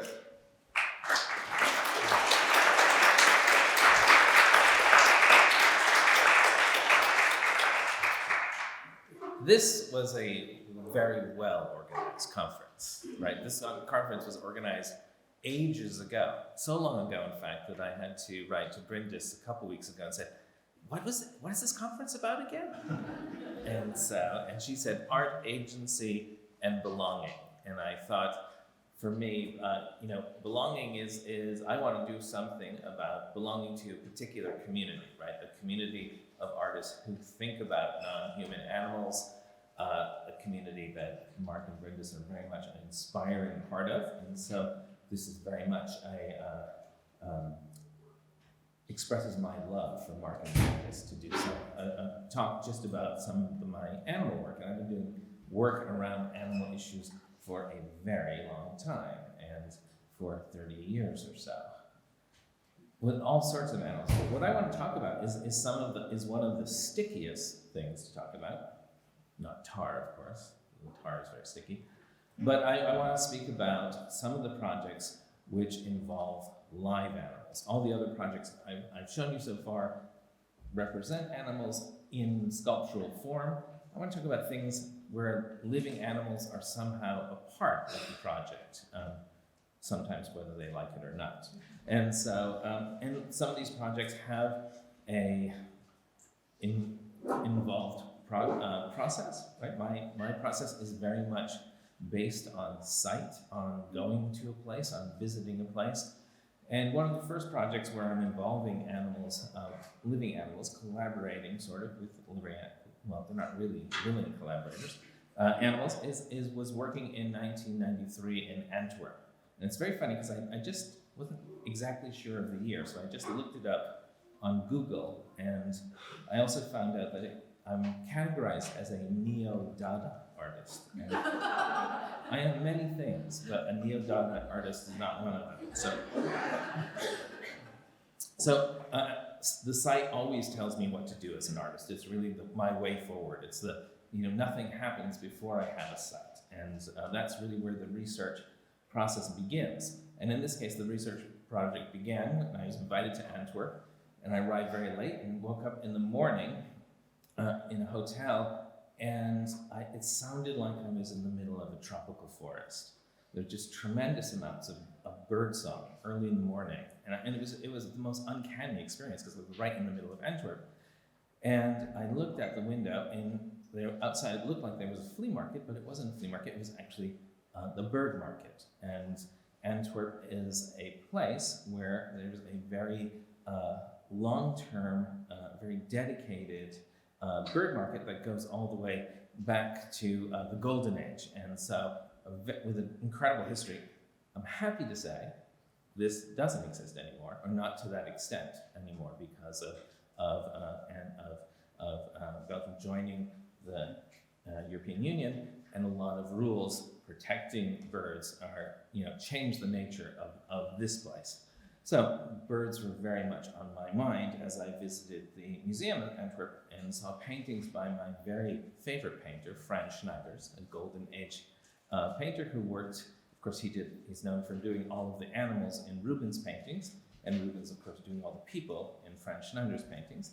And there's a series of paintings called the Consider Birds, which tell a kind of fable of how the birds have all of their their incredible songs, and they think, well, if we get together, we'll make something really amazing. And the birds get together, and of course, it's just cacophony. Right? So I'm not exactly sure what that is an allegory to, but this is a topic that's very very much in concern. At the same time, I was working very much with the notion of trees as well. Phylogenetic trees, like we find in the work of Ernst Haeckel. Bryndís mentioned Darwin's notion of common descent, and that's expressed in Darwin through a very small sketch in which he has a branching tree, right? And that tree has been articulated by evolutionary biologists for a very long time now. So I was given in this new museum, the Museum of Contemporary Art, or the new addition to the Museum of Contemporary Art, an extremely large one. It's about maybe the size of this room and a half more, that they had constructed in the round. So why they made a space in the round was very unclear. It was an architect's dream to have a kind of tower-like space. And this room in the round was incredibly inflexible. Well, it had never been used, but they couldn't imagine how it would be used. And so they gave it to me, which is a theme in my life. And so I wanted to combine all of these things, and also the idea that, as one of the things about Antwerp and in the Golden Age, of course, is that it was also a print center. So information about the world, this expanding world for Europeans, and the colonial endeavor that expanded it in their minds, was of course to process that information and send it out through the print shop at the Plantain Moorthuis and places like that. They were printing some of the first representations of animals from Africa, from the oceanic colonies, and from South America. So putting all of that together, and of course I am also, I should say, a birder. I'm a very dedicated and serious bird watcher, and I have an affinity for birds. So I thought, well, and I have an affinity for books and for libraries. So I made the Library for the Birds of Antwerp, right? The Library for the Birds of Antwerp is an enormous dead oak tree set in a basin of water, surrounded by tiles. And this tree contains all sorts of the kinds of things that birds would probably like to read if they could read, right? And I know there's a lot of questions about the use of anthropomorphism in posthumanism, and what's really but for me, anthropomorphism still works if you use it at such an absurd level. It can never be misunderstood, right? We know that birds don't read, but if they did read, they would need to know about geography, chemistry. They probably would like to know about literature that they appear in, like The Raven, for example. And so the branches of the tree become, of course, the branches of knowledge. And the branches of knowledge are expressed in a way that is relatively related to the phylogenetic tree. Of course, they shouldn't just read, they should also watch cinema, for example, and if they are reading, there's certain books that would be essential to their library. So these are the tiles, and these tiles are wonderful because they represent some of the first images of exotic birds on the European continent. So the first time people see a toucan and look at a toucan. And so I made a series of these, and we had so many, because tiles, it doesn't cost very much to make 10, you could make 1,000, right? The price difference isn't that different once you start making them. So we had so many, I convinced the House of Birds in the Antwerp Zoo to use the tiles to set around their exhibits. So in some cases, we have the very bird that is in the exhibit represented rather poorly in the tile itself. So, for me, what's important about these projects, and there are quite a few of them, because I sort of continue with this theme. Very often, when I do something that has some degree of success, I'm dragged back to doing it again and again and again. And so this is the Library for the Birds of New York, in which case I'm creating an aviary that people can enter. And so usually around 3 or 4 people at a time are allowed to go inside.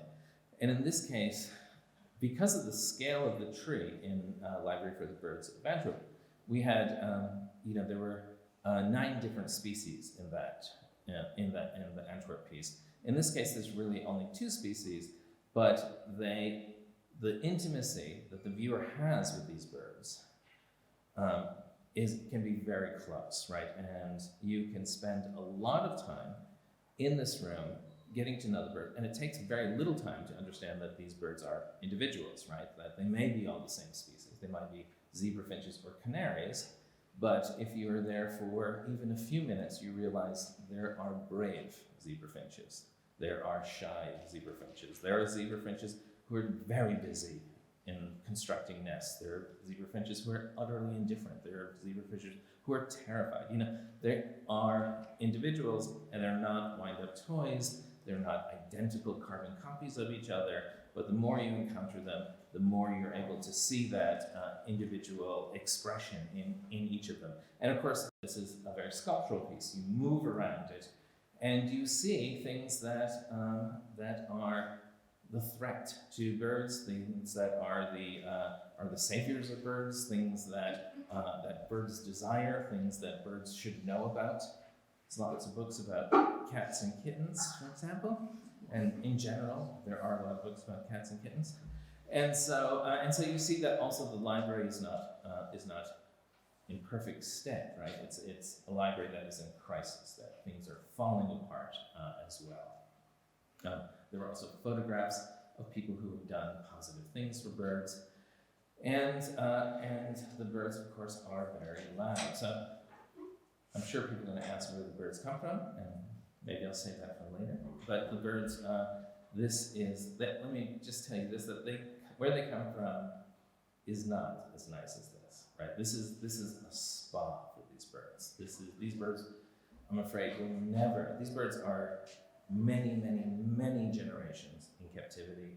They will never have the amount of space and the amount of freedom that they will have during the brief time of these exhibitions. Sometimes, of course, the birds are adopted by people who do care enough about them to give them a little better situation than the breeding facility where I find them. And of course, the selection of books is extremely important. It has to be international. It has to talk about things that have a direct effect on bird life globally. It's nice to see them poop on John Muir, for example. And then there are lots of other three-dimensional elements that also talk about what are the things that are causing decline in bird life. So agriculture, forest clearing. As I said, there are a number of these. And some of them, this was one at MassMoCA, the Museum of Contemporary Art in Massachusetts. where people would come, and because of the way that this museum is set into a neighborhood, and the people in the neighborhood are automatically members of the museum, so there are people who would come every day, who would come and have their lunch every day, and those are the people who would eventually adopt birds. All of these pieces end up producing more birds than we start with. So I've never done one of these works where we haven't ended up with many more birds than we started.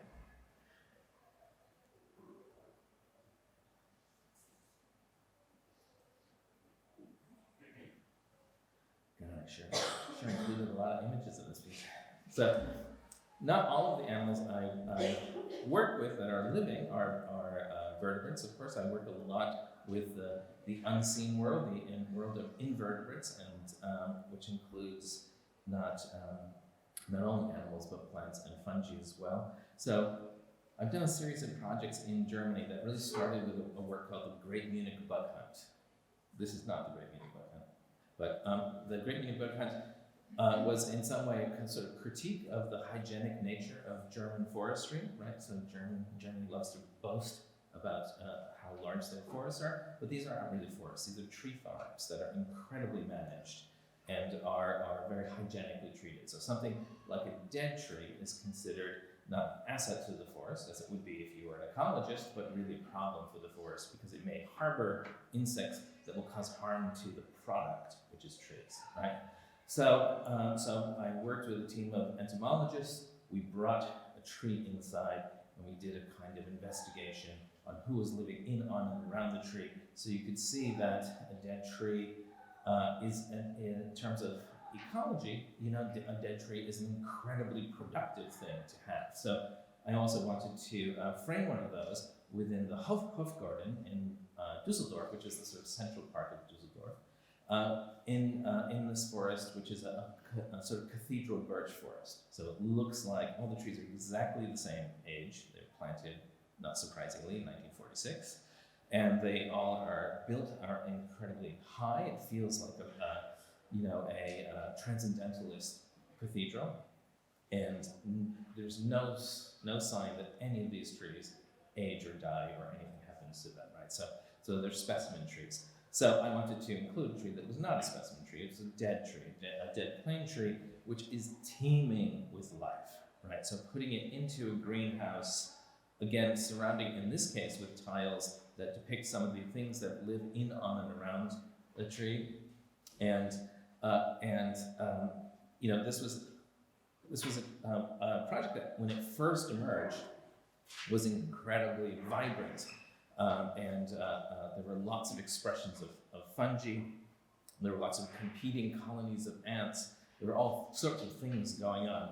But because the city, this was only supposed to be there for like 1 year or even 6-month exhibition, and ended up being there for 10 years. So they did not maintain it well. It dried out. It did not support the life in the way it should have. And it came to an untimely end when there was a surprise hurricane in the city, and the hurricane ended the piece, right? And since the city not only did not maintain the piece, it never purchased the piece or insured the piece. So this was a sort of fitting end to the work. But the idea but for me, like, what was important was this notion of the vivarium, right? This idea, and these pieces are called vivarium. The idea that one could create a space that exhibited the exuberance of life. And so this is the largest vivarium that I produced in Seattle. This still exists. It's extraordinarily well maintained by the Seattle Art Museum. And it began at this point. I thought you were coming up because I was doing something wrong. So again, as I said, the site really commences everything. So the site in this case is Seattle, right? And Seattle is that's right. Okay. So Seattle is an extraordinary place, on the North Pacific coast of the United States. It is a city which for decades has been very involved in environmental education. So young people have been learning about their environment in a very rigorous way. The people of Seattle love nature. When they have the weekend, They're going out to the forest, they're kayaking, they have this incredible dynamic sense of what nature is. They have an idea of nature as a dynamic system. So I was, when I went to Seattle, Seattle has a very great collection of art around it. No one said, oh, you should go see the great Alexander Calder we have, or you should go to this museum, the Henry. People said, have you been to the Salmon Run? And I said, no, what's the Salmon Run? And the Salmon Run is a place where some brilliant engineers cut a window underground that looks into a river, and when the salmon are swimming up a stream, you can go there and see them swimming by. I mean, it is a genius. You might not call itself a work of art, but it's an incredibly evocative and interesting experience. So I understood that, and I thought that idea of nature as a verb, as something active, as not a thing like you would find in a natural history museum, not an animal forced into being a thing like you would find in the zoo, but something dynamic and lively. So, and the Seattle forests are extraordinary, or forests around in the Pacific Northwest are extraordinary because some of them have never been cut, right? Like never. So they are primary forests. So I grew up in New England on the other side of the country. I spent a lot of time in forests, but I never was in a forest that hadn't been cut, at least twice. So to go to a forest with all the parts intact is a stunning experience. And you realize that the forest is built on layers of the forest, right? That there's a thing called a nurse log. So imagine that Seattle's a temperate rainforest. That means it gets over 100 inches of rain a year. So all of the nutrients, of course, would quickly wash out to sea, except they are bound in the vegetation. They're bound in these forest giants, these tremendous trees. So when one of those trees falls, when there's a freak windstorm or something, those nutrients begin to get released, and the next generation of forest grows immediately right on top of it. So these are called nurse logs. So this is my illustration of a nurse log, and me pedantically lecturing a child about what a nurse log is.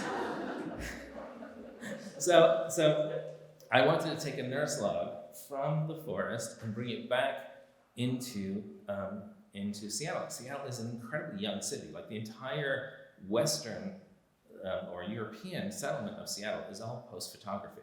So you can follow it from it being a sort of meeting point for Native people and a training center right through to becoming the megalopolis it is now through photography. So there was a forest there. There was an enormous forest there. So I had to find a tree, but I also didn't want to wreck an environment to get a tree. So the Seattle Art Museum is sponsored by many of the people who are destroying these last forests, who are timber concerns and paper concerns. So they were very happy to say, oh, tell us what tree you want and where you want it, and we'll helicopter one in. So we couldn't work with that, right? It's not a greenwashing project. We went to the National Park Service, and they said, well, the paperwork to get a tree out of the forest would stretch, from here to Washington, D.C. and back, right? And it's going to come back no. So we had to really find an organization that has a dead tree and can let us use the dead tree. And of course, there's the watershed is a big part of Seattle. It's a very large protected area. It's a mixed-use area, and they have a very strong education mandate, which they don't always fulfill. So after a couple of years, we found a tree. We knew exactly when the tree had fallen. The tree was by the side of the road, so we didn't have to build a road to get to it. And we moved it, unfortunately, on the hottest day of the year, to the new Seattle Sculpture Park, the Olympic Sculpture Park. So then I'm really sorry about this picture because some idiot has put a fucking garbage can in front of my artwork. And some other idiots have taped something to the window. But this is the only photo I have of the entrance, right? So this is how you get into this space. And of course, and you enter into, and this is what it looks like from the side. So it's built with a kind of forced perspective. So it feels a little bit like a Doctor Who TARDIS or a Bernini Folly. It has this kind of strange it's much smaller when you enter than it is as you go down. So it has this very uncanny Alice through the rabbit hole kind of feeling to it. And you enter through a little vestibule, which gives a little context. So there are books that talk a little bit about where I'm getting some of these ideas. There's a frieze of names of people who have sort of influenced this project, naturalists, native people in the Seattle area. There's a lot of things about where the tree specifically came from. And there's a list of people who helped me, because I'm always trying to figure out on projects like this, that a lot of people work on it. I'm always trying to figure out different ways to give credit. So using this very bureaucratic, like when you enter an office, you see this kind of list, but it talks about all of the people who helped. But then you are inside the space, right? And there's nothing separating you from the tree. So the tree, when you enter there, it smells different, right? It sounds different. When it gets too hot, these cooling fans go on. When it gets too dry, the sprinklers come. And like where this tree came from, we know everything about it. I mean, that forest is incredibly well researched. So we have this building is computerized to keep it more or less at the same temperatures that we have at the different times of the season. At the same time, we don't have everything. There's no snowpack here. When insects come out of the tree and fly out the window or up through the ceiling, we have to figure out a way to get those insects back because they're not coming back. So we have to go to the forest and bring logs and other things to restock the tree periodically. There are, but all of the stuff that you do to maintain climate is very flagrant. It's really like in your face here. So the stuff that a forest does for free, the services are not hidden, they're really right there. And then of course there's the tree. So and the tree, as I said, it just smells great. And it's not behind glass. It's right there, and you will see carpenter ants, and you'll see slugs, and you'll see thrips, and it explodes with fungus at different times of the year. So it is, it's doing its job of decaying. And this is a 160-year-old hemlock tree. And they tell me that, the forestry people, that it takes about as long for one of these things to decay as it does to grow. So I don't know, it feels a little spongy when last time I saw it, but it's still there and it's still maintaining its form. And I think it's still looking great. This is a very funny photograph to me because this is what it looked like on the first day. So, these ferns, this is like, this is really a spot for ferns. You put ferns in there and they just shoot up. And so periodically we have to take the ferns out and bring them into the park and take their pathetic ferns and bring them in here for a little spa time, and they do really well. And it's, it's a place that feels like it is a vivarium, so it feels full of life, but it also feels a little bit like a morgue, right? It feels like this tree is dead, but at the same time, a tree like this, part of its biological productivity happens after its death. This thing is being enormously productive for microorganisms and for other organisms. And then also I worked with a group of about 10 different nature illustrators to depict things that are on and around the tree, some of which you may see like worms and snails and beetles, and some of which you probably won't see, like amoebas and thrips and things like that. So this is what it looks like. This is actually during construction. So you see there's a Michael Heitzer, there's the vivarium, there's one of the Roxy Payne stainless steel trees, Ellsworth Kelly, the creepy Seattle Space Needle. And like with many of my projects, there's also a field guide. And so the field guide tells you who are the names that are on the frieze. What are these organisms that are represented in the tiles? It gives you a kind of timeline of the city of Seattle. So it's something that you can sort of take home. It's a very attractive object, and it really kind of fills in some of the blanks that might be hard to access when you're there. So at this point, I'm just checking my time here. I get a little queasy about bringing animals in, right? And feel like it's much better if we leave the animals where they are, but we can see them. So I was invited to do a project in Essen in Germany, a place that has a lot of problems with hydrology, and so I wanted to work with water. So I was taken out to a large marina in the landscape, and it was a brutally cold February day. I mean, absolutely freezing. And so I got out of the car with my helper who was showing me around, and we walked around this marina, and by the end we were hypothermic, we're shaking. And then there was a little construction office, or it looked like a construction office, and we saw like smoke coming through the chimney. And he said, I think we can get coffee in here. And beyond expectation, we opened the door, and out billowed cigarette smoke and roaring laughter and big voices.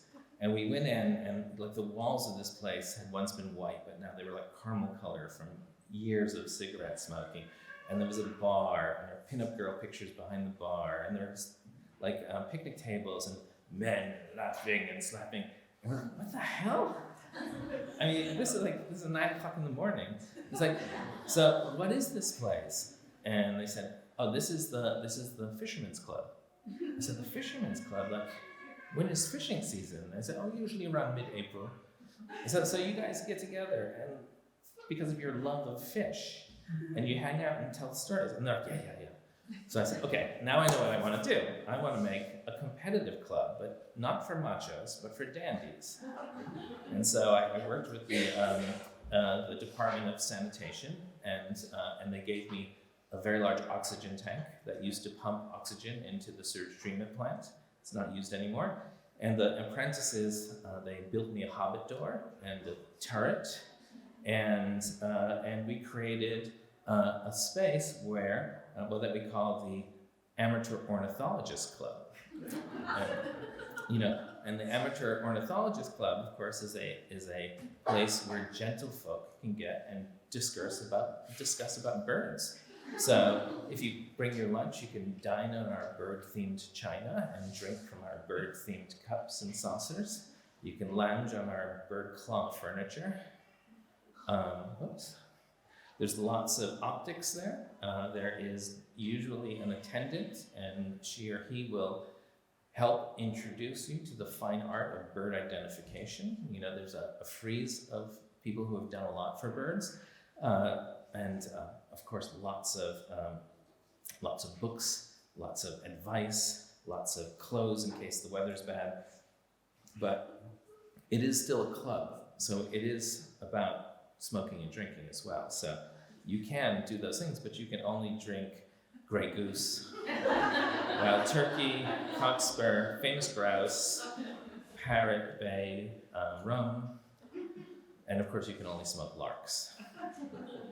And because it's Germany, there's just great kitsch. I mean, this is such a pleasure for me to comb the flea markets to find all of this bird material, and literally everything in this is related to birds.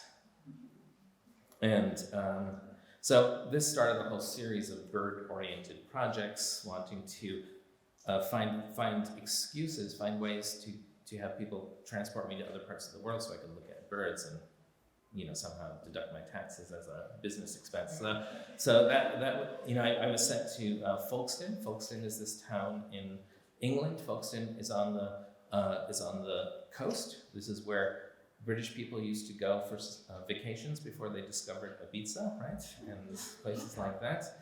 And Folkestone, it was the place where people like H.G. Wells and Bernard Shaw had beautiful summer homes there. Like Prince of Wales would take his mistress there. There's a promenade, like beautiful buildings, and a very successful fishery, which was ground to extinction. I mean, really, there's nothing left there but crabs now. I mean, they just abuse the fishery. And so, and I come from a seaside town, a faded seaside town as well. So I kind of recognized some of that. But what I didn't recognize is that people had this intense hatred for gulls, for seagulls, like beyond expectation. Like that's what, when you met people, very rarely did the conversation not somehow lead to the hatred of gulls. And of course, people hate gulls because some people love gulls too much, right? And those people fed gulls.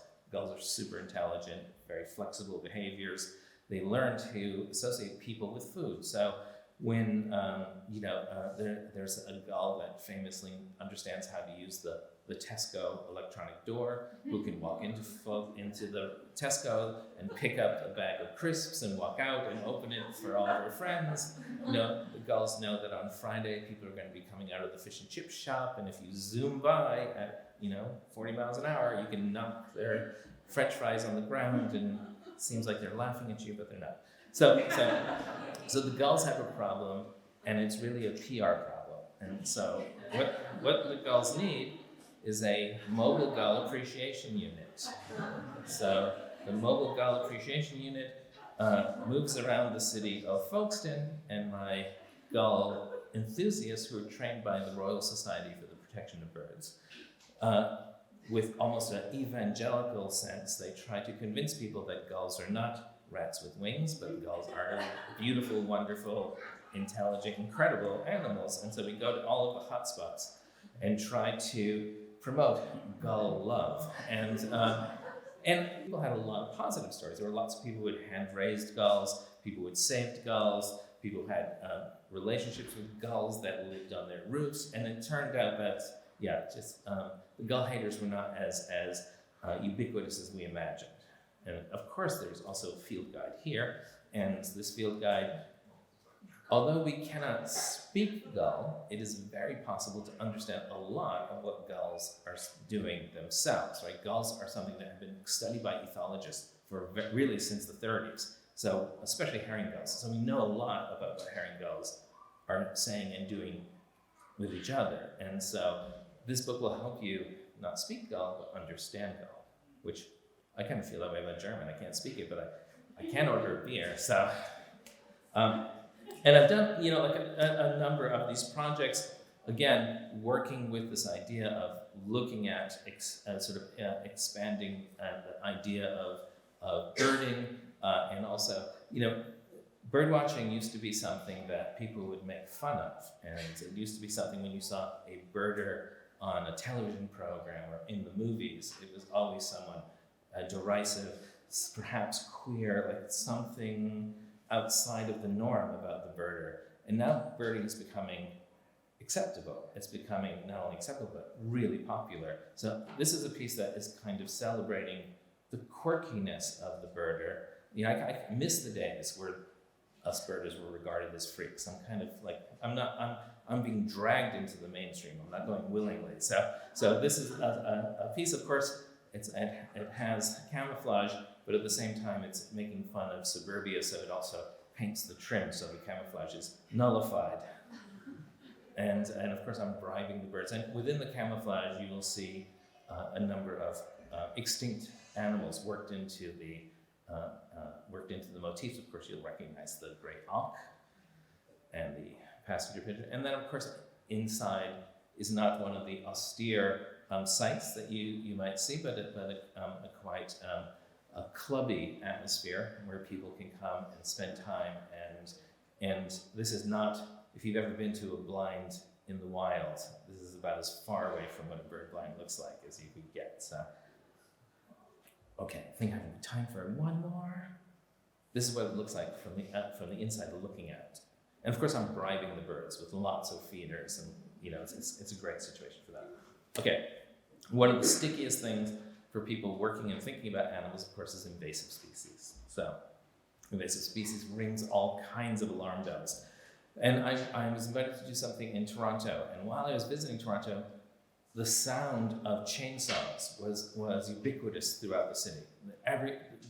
The entire city was just invaded by an army of foresters who were just cutting down all of the ash trees.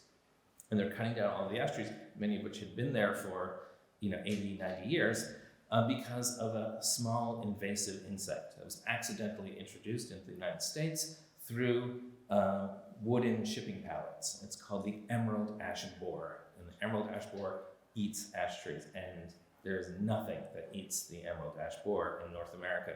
So the emerald ash borer, certainly within the next few years, will drive ashes to extinction. I mean, they're on the verge of extinction now, and people are smart enough to start collecting seeds now because they're just not going to be here very long. So I wanted to, and this is kind of, people have this sense in a very abstract way of what's happening, but not in a very concrete way.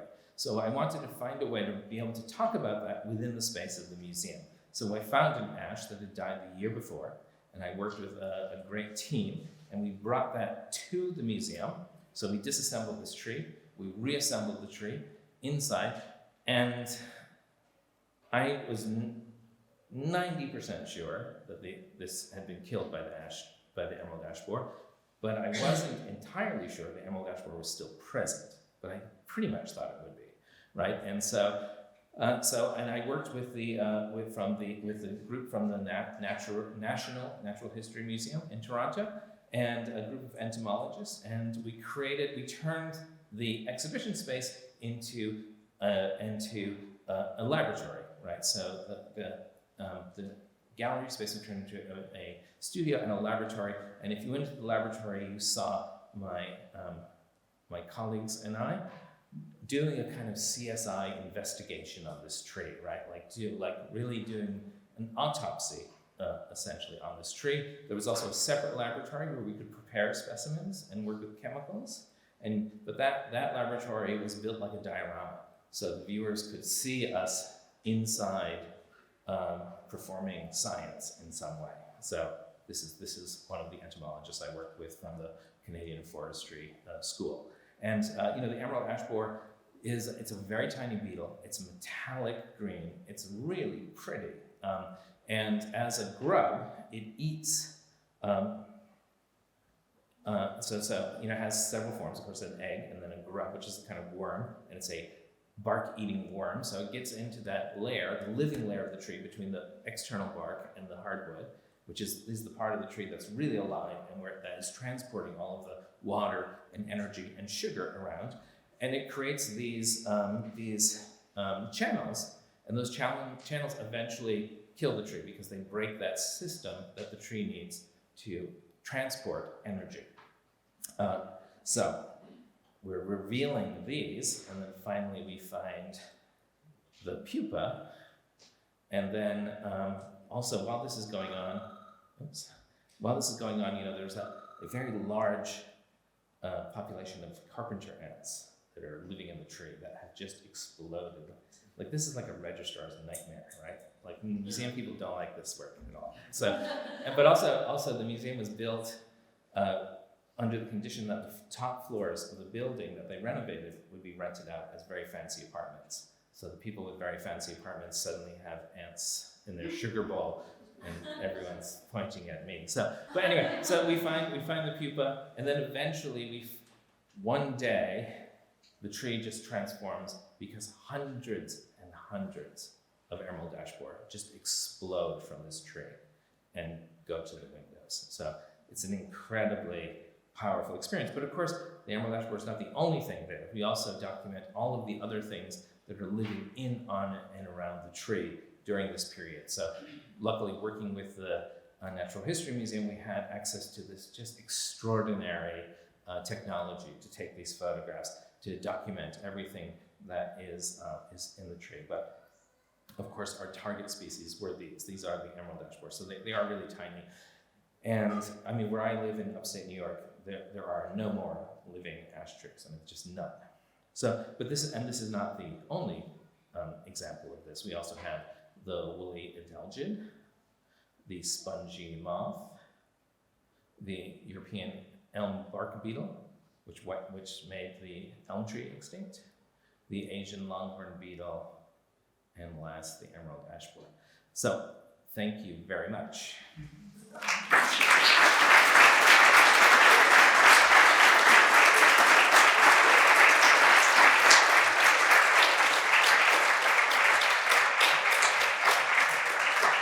Spill a little water.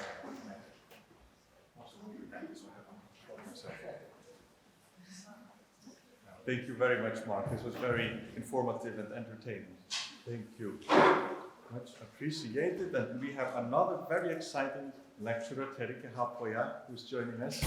Her work investigates the existential and political boundaries of our world, with a specific focus on issues arising from the anthropocentric worldview of the Western traditions.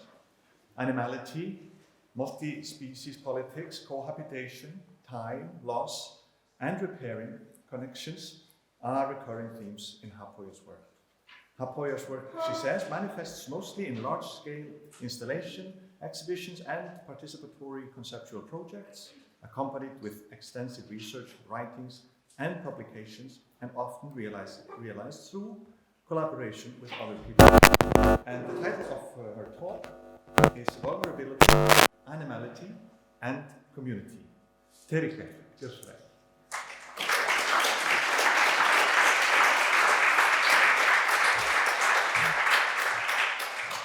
Thank you very much. Yeah, really great to be here. It's been such a privilege to get to really delve in your work and look through all your materials and to be here and for this wonderful work and event that you've organized. So really thank you for that. And thank you for Mark for this really kind of hopeful and joyful multi-species presentation, because my work is a little bit more grim. So I apologize in advance. It's going to end in a very kind of like a lower note, but I hope that we can lift the mood up again in the conversation, and then we can have a good talk. Okay, I'll just start. So the second law of thermodynamics describes the increase of entropy in the universe. And this process, as we know, is irreversible, and so entropy also acts as an arrow of time. And I'm thinking perhaps then loss is how we experience entropy. And so even though I'm starting my talk with loss, it's good to also remember that what precedes the grief of losing something is attachment, the love and care and attention that forms the basis of coexistence and communality.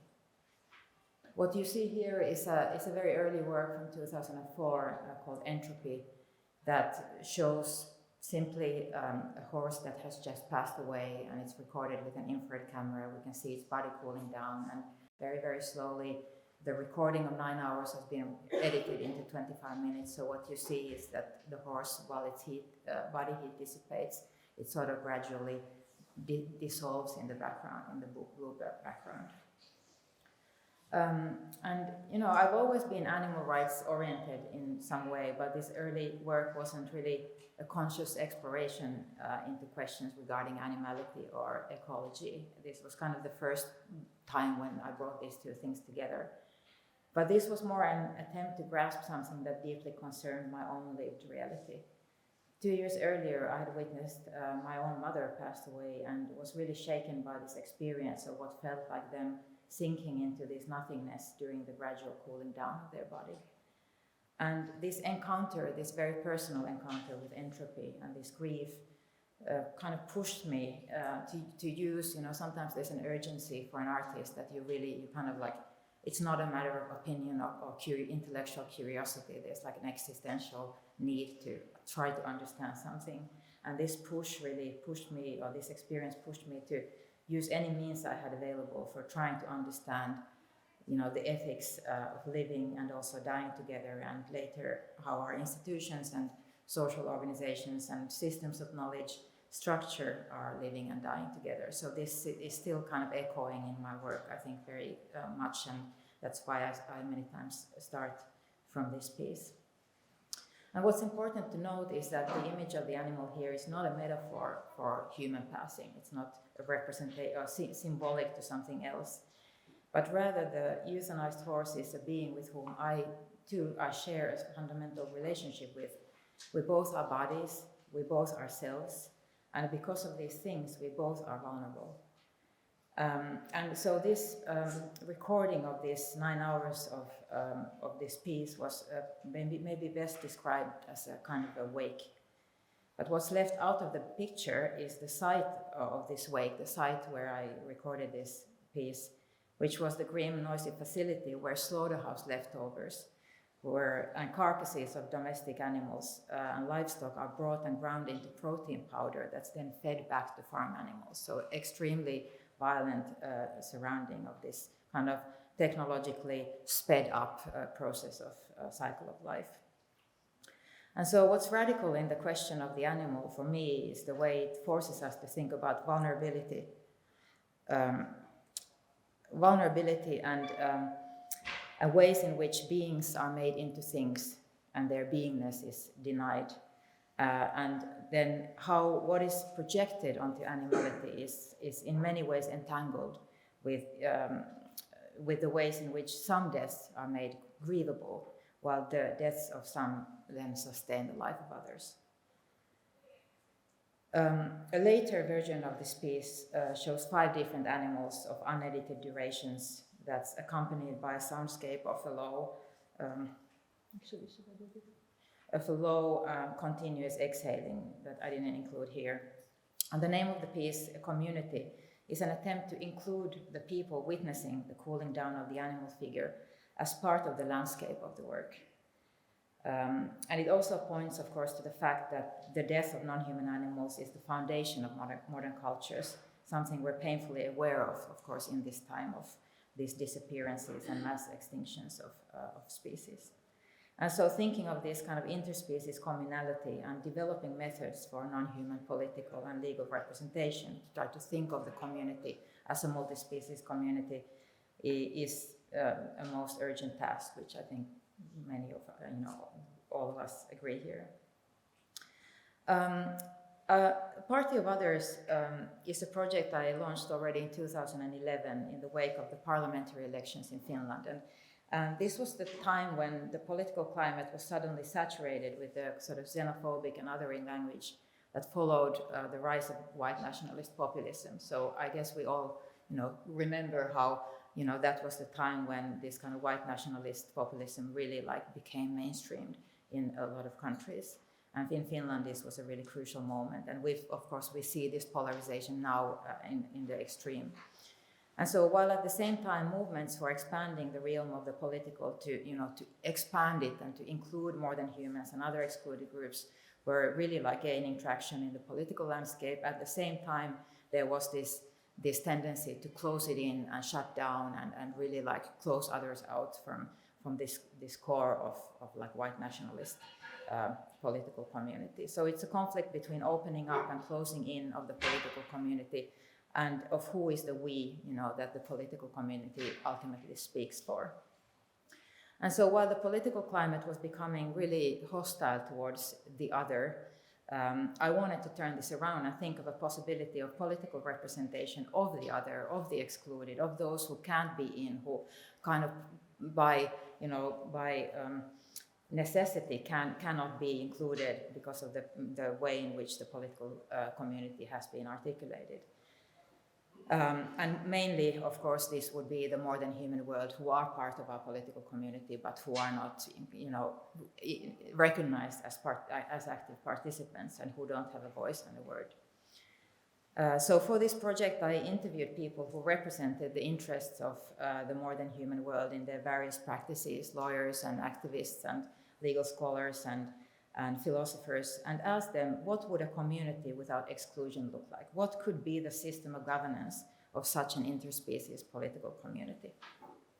And this exhibition that presents video and sound material from these interviews explores the ways in which language actually functions as a threshold for political participation in Western thought. So this exhibition really looked at the political discourse that these interviewers, brought in.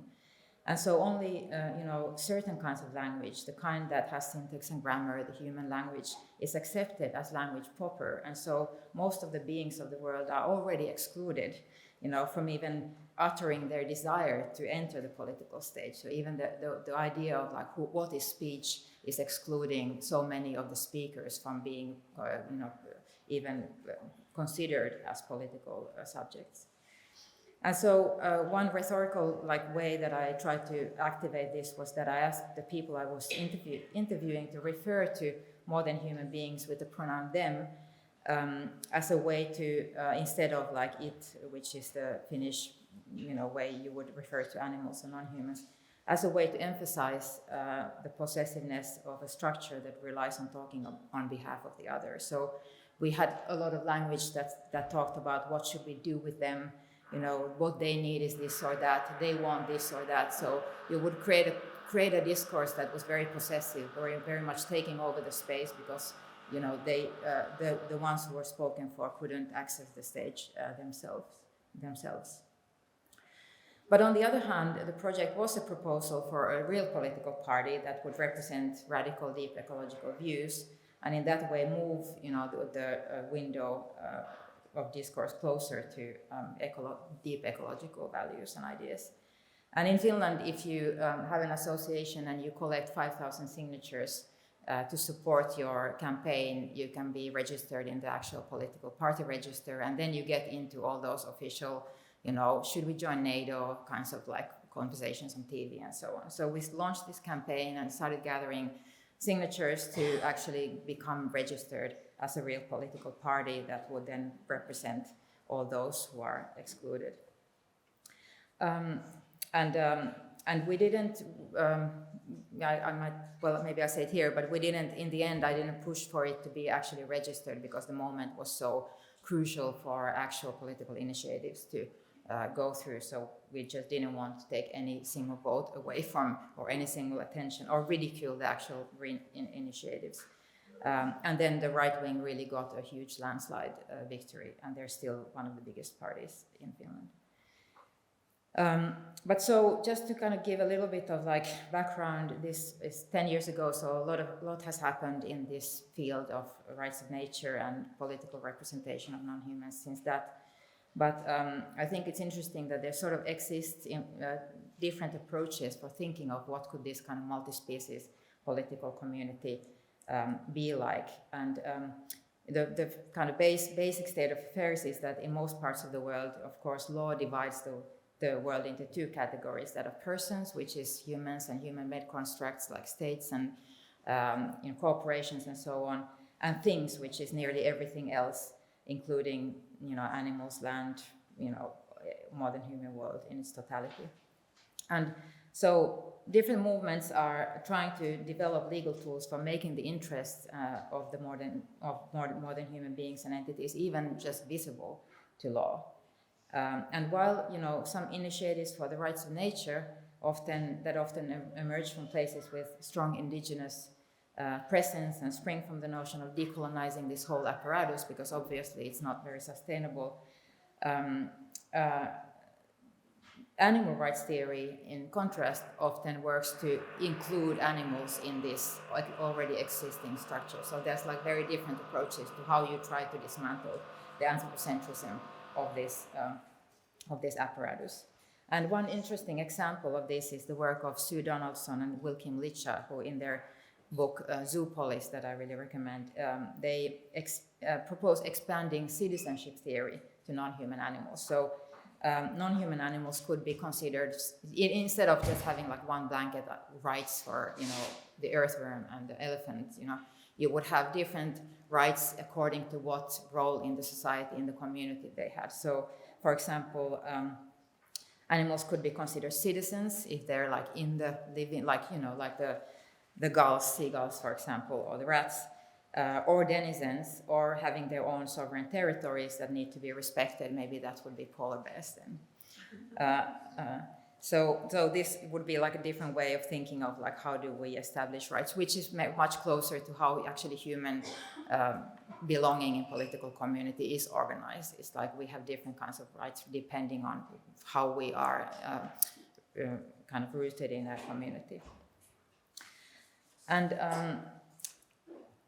so this was an experiment in thinking about like what could a political community that was, of course, one of the things that I was trying to kind of present here was the paradoxicality of like trying to open this kind of very anthropocentric political apparatus to include those who it's the whole structure is built in order to exclude those others. So it's kind of a paradoxical attempt.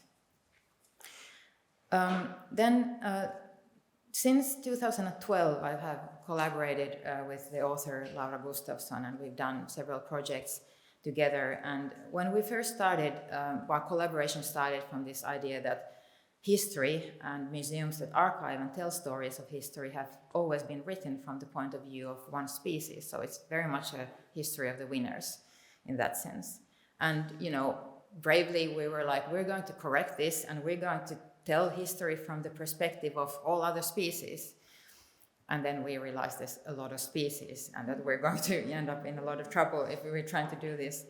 And then we had to kind of figure out, okay, what is the species that we should start, doing this thing. And we chose cattle as our first experiment because cattle have been with humans for more than 10,000 years and are one of the most important companion species for the whole humanity. So cattle help with, originally with plowing the fields and slowly becoming really important in accumulating wealth and generating, offspring. And it's said that cattle was the first form of property, while cattle theft was the first form of theft. So you can say that the cattle body is really like the origin of property relationship to bodies in general, maybe. And we could use a lot of words for what role they took in that community. So we tried to write world history as seen from bovine perspective, but of course we didn't want to be possessive and say, oh, now we know what the cattle think and this is how they imagine, this is how they see the world. And we kind of solved it by using many different registers of language. So humorous and serious and poetic and fragmentary and just like anecdotal, just to kind of show that we're kind of trying to poke into these different directions, trying to get an idea that there is someone who has this experience. We can't directly, we can't really know what it is, but what we can do is we can kind of try to portray the outside of that space so that it becomes visible that there is someone who is looking at us, that there is a perspective. We don't know what the perspective is, but that there is a perspective. And the Museum of the History of Cattle is kind of like a small, full-size ethnographic museum that shows world history from cattle perspective. So it's kind of made for cattle audiences if cattle were basically human. And it's divided into 3 halls, we call them. Time before history, which is the kind of millions of years when the aurochs were roaming the continents and living free without the domestication of humans. And then, so here you can see the millions of years old auroch footprints that we got into the show. So it's kind of like tongue-in-cheek, but still serious. And then here we have the time of history, which starts 10,000 years ago when human history merges with cattle history, and those 2 species start to live together, and we call it the time after the domestication of humans. And here you can see the vitrine of companion species. So there's a human and the housefly, which are for cattle equally annoying species, but the most common species in their environment that they encounter. And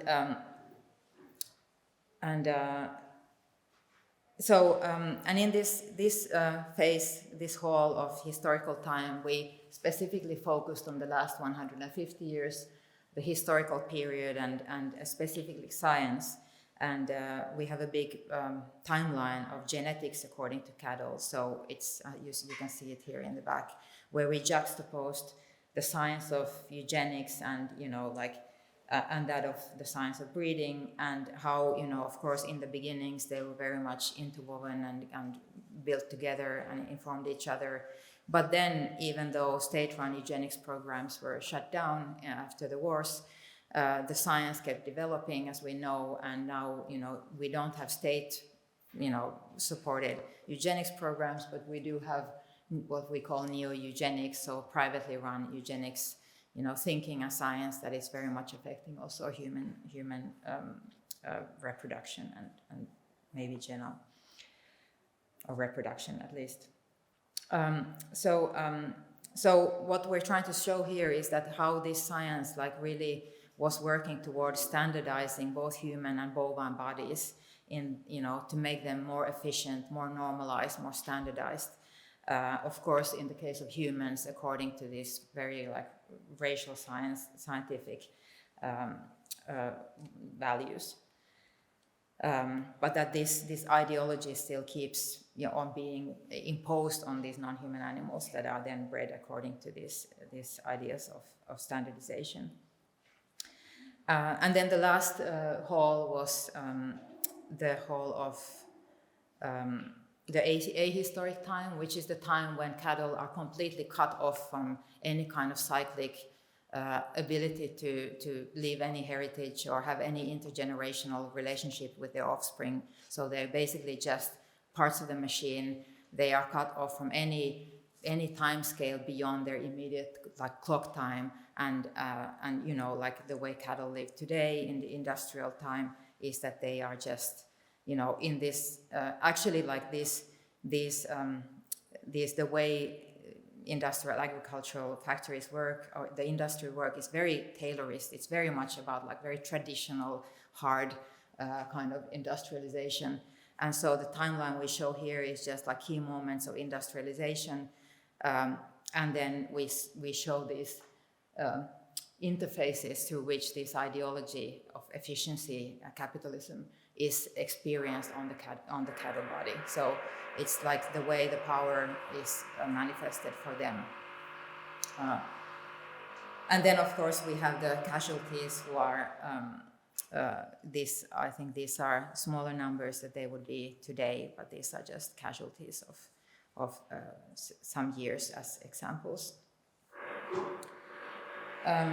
So again, it's like what was really, I think, important in this project was partly it was what was inside the museum, but what was really important was that to create this alternative museum makes it possible for the world around the museum to be transformed into one where cattle perspective is seen and acknowledged and valued. So in some way it becomes, we call it like a performance. So it's a performance where the participants, by coming in and thinking of,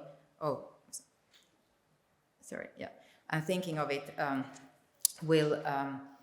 will make it true, make it actual real shared knowledge, the way museums actually like validate, because of collectively believing in something that becomes a collective truth in a way, that narrative becomes somehow real. And so in this way, I think our museum was a mock museum, but at the same time, it was just as real as any other museum would be.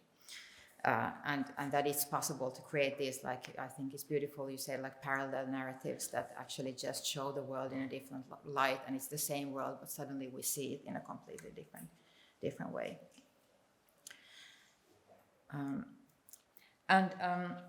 Then in 2021, we had a show just to continue with this beautiful livestock that we call livestock, beautiful animals that are captured in this machinery. We were invited to do a show in a rural museum or a small museum in rural Finland. That's very like, there's intensive hog farming everywhere there. It's like the hog capital area of Finland.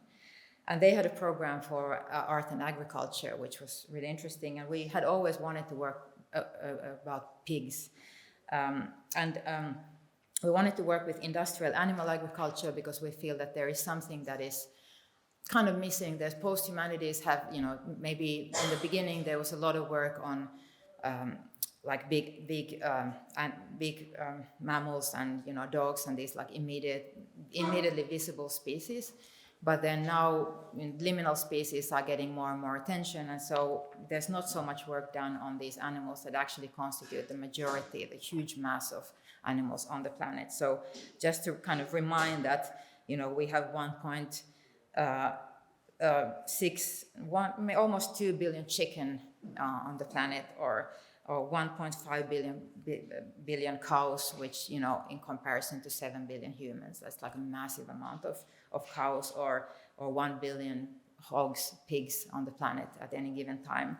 or that, to put it in other words, the mammal biomass is 35% human, 63% livestock, and only 2% wild. So the amount of like these animals that are on the planet at the moment, and this is actually, of course, as we know, one of the biggest drivers of mass extinction is that these wild animals are being replaced by the animals that are being eaten, especially as a loss of land and habitats. And I was really shocked when I read from somewhere that 41% of the continent, of the land of continental America, North America, is occupied by animal agriculture. So feed crops and farmland for almost half of the country is occupied by this, you know. And we talk about climate change, and it's hardly ever kind of put for center that this is actually like a really big driver of this development. So we wanted to talk about industrial animal agriculture, and we chose pigs also because they're very human-like, and maybe because they are very human-like, very intelligent. They are also subjected to a lot of very vicious sadistic treatment in these facilities. So they're humiliated. We've seen these videos where, for some reason, pigs are, somehow provoking that kind of attitude, which is really sad because they're very intelligent and they know exactly what's happening to them. But so we didn't want to talk about pigs as just kind of reproduce this idea of this tortured animal that we see in animal rights activist videos that I think are, they should be more visible. But as an artwork, you don't want to reproduce also because we don't want to reproduce the humiliation and objectification of that. So we tried to kind of make an exhibition about pigs that doesn't show pigs, but shows the environment around them, shows kind of the context that the pig body creates around itself, the industry, the environmental circumstances, the labor, injustices, or like the way in which laborers interact with these animals. And so kind of at the same time show the invisibility and pervasiveness of this kind of phenomenon of pig farming. So one piece that we did was called No Data, and I'll just play a little bit of it here. And we just collected anecdotal evidence with different kinds of keywords around these issues. So antibiotic-resistant bacteria, or feces being pumped in the air to make it dissipate, or like all these kinds of different phenomena, and just collected them into this video collage, where it's almost like a crime happened, but it's so mysterious, it's so big, we can't really grasp it, we can't see it at one side, we can't really put it into one box because it's such a hyper object of a crime in a way.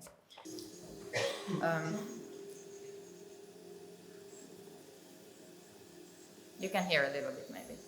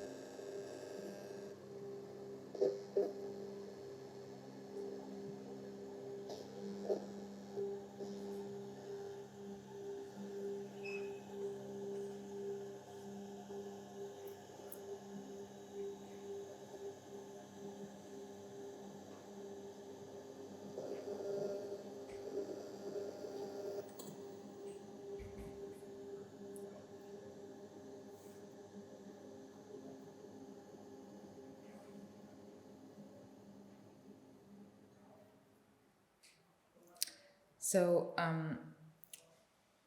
what's really kind of, I was reading a book by Alex Blanchette, who's an anthropologist, and he has a really great book called Porkopolis. So if anyone's interested in reading harrowing stories about industrial hog farming, highly recommended.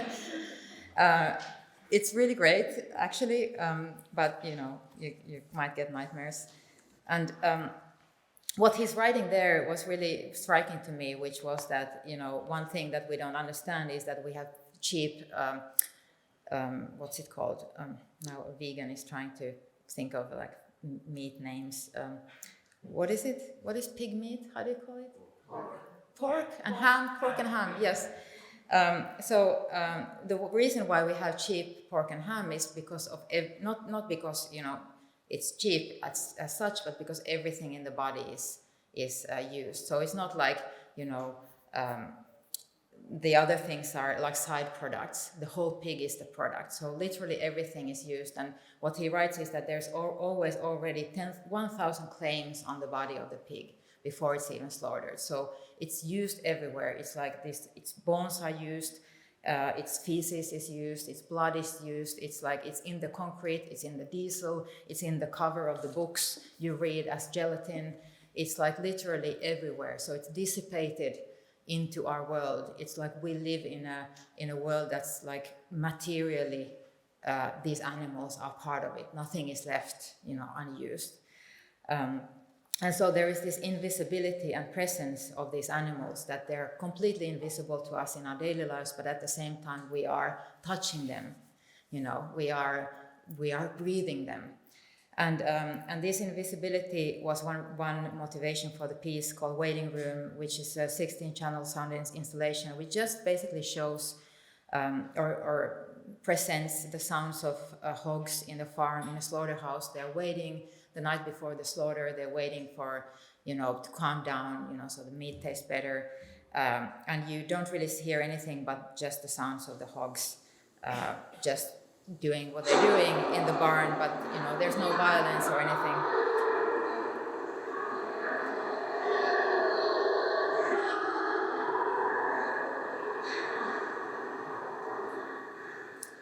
But of course, while you're listening to it, you know that these animals have been long dead.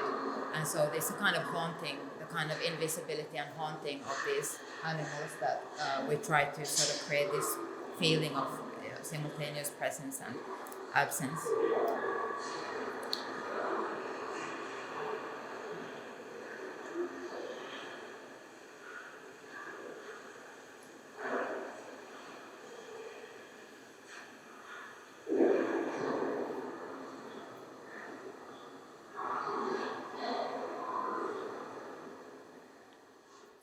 And then we have, we didn't want to show a pig, but we wanted to show a pig somehow, pig's view to the world.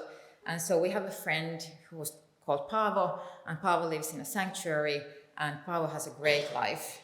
And so we asked Paavo if Paavo would shoot something for us, and Paavo did shoot what he mostly likes to do, which is to eat. And so we have a 1-hour video of Paavo doing his favorite thing, which is eating. And he goes around, and so you see, you know, he does what he wants, and he's a totally terraforming, you know, force. So whatever he finds, he tears apart and wants to explore. Loves belly rubs, you know, he's a great person. So I'll just let this play in the background while I continue. So the exhibition, it was quite interesting because the exhibition then, which we thought was very kind of modest and kind of sensitive to the topic, became like a total nationwide scandal. So the local farmers boycotted it. They didn't want their children to see the show. They said we are tarnishing their reputation, that we are portraying this in a completely wrong light, that this is not what pig farming is, and there's some kind of horrible slaughterhouse imagery that's not really true. And the local politicians also started to really write op-eds and call for the censoring and closing down of the show. And we never had a scandal like that in any of our exhibitions. And it was quite interesting because we realized that there's something that you can't, that is so state subsidized, the business is so state subsidized that you really can't critique it. It was like you can have all kinds of values. You can live a bohemian lifestyle. You can do whatever. You can have whatever kind of identity, but don't criticize legal, productive business. It's like capitalism. Don't criticize it. Production, don't criticize it. Whatever you do, you just kind of have to accept that this is a legal, legal business where people are honestly making their living, and you really can't. So even if we try to make it like very accessible, so that also for the farmers, so that we could have a productive conversation, it completely blew out. It just like became headline after headline in a ridiculous ways. Also, then the museum put everything online. And in order to just show the local people, like, hey, there's no slaughterhouse pictures, like it's all kind of, it's like, it's actually very much about how you interpret the work. And there started to be rumors that actually the things they put online are just fake things, that actually in the museum they have horrible slaughterhouse pictures. And this was like, this kind of paranoia was happening all the time. So we're still kind of thinking of like what to do with this and how to talk about this public conversation that happens. So now there would be like maybe a half an hour of Paavo getting belly rubs, which we don't maybe want to spend all our evening watching. But so this is, and Paavo is still very happy in the sanctuary, and that we can be happy for Paavo that these are also the kinds of faiths that exist. But so, in the last years, my interests have been focused more and more on like how the concept of animal operates in the society, because of course we are animals, and so we tend to talk about animals as the animals, and so Museum of Non-Humanity is a large-scale project we created with Laura Gustafsson in 2016, and it's kind of an exploration of what we refer to when we talk about the non-human or the animal. So we kind of try to start to think, okay, what is this concept? Like, we're animals, they're animals, but there's a division. How does this division actually work? So instead of talking about the literal non-human animals, we were kind of maybe going even more into the direction. In the Museum of the History of Cattle, we didn't really show the object, but we tried to show more of the context around the objects. And so here we completely removed any object, and there's only the context. So it's a 11 channel video installation that just includes quotes, encyclopedia entries, archival images that all act as kind of evidence of the ways in which humanity has been rhetorically distinguished from non-humanity. So how these two categories have been created, how animality has been created as a category, as a moral and political category in the course of history. So different ways of, not really just like case-by-case examples, because that would be the whole world's horrible history of all the wars and everything, but we had different thematic approaches. So through the idea of a resource, or through the idea of personhood, or through the idea of distance, so how in language you create distance, and then you can use these ways of talking about violence without actually addressing the violence. So different ways of different kind of like linguistic and rhetorical ways of creating the other as animal, and therefore justifying whatever you want to do to the kind of killability of that other. And so it's an 11-screen, 70-minute exhibition that runs very slowly, very meditatively through these themes, and it's more like a memorial museum where we think you can go in and you can meditate on this violence of that this divide has created in the world. But then where we show this, we always have like a museum shop and a vegan cafe, and we have social justice people, animal rights people, all kinds of people talking about how to kind of move beyond this boundary. And our really like intent is to try to bring social justice and rights of nature, animal rights issues together around this idea that all those who are deemed animals are exploited, and that this is like a common issue for us. Now I want to go a little bit into theory, in that this is like the way I try to understand what animality is. And I kind of try to talk about it or understand it through 3 different frameworks. So I just run these are examples of the slides of the exhibit items. There's also, we have a book which I'm happy to send a PDF or whatever if you want, and there's all the materials there. But I'll just go through these 3 different ways of thinking of the animal, because that's quite central to my current thinking. So one way of thinking of this, what is an animal, is conceptually is of course that there is a way of conceptualizing the human-animal divide as a species divide. And famously, Peter Singer, who coined the term speciesism, which is commonly used in animal rights rhetoric, and as a way to say that species-based discrimination operates like any other form of discrimination, such as racism or sexism, where an arbitrary signifier is made to mark the inferiority of the group. So just because you're another species, you're lesser, we can do whatever we want to you. And Singer leans on the moral theory of Kant, which defines the worth of human beings based on their ability for self-reflection and autonomy. These are like the center definitions of why humans are worthy.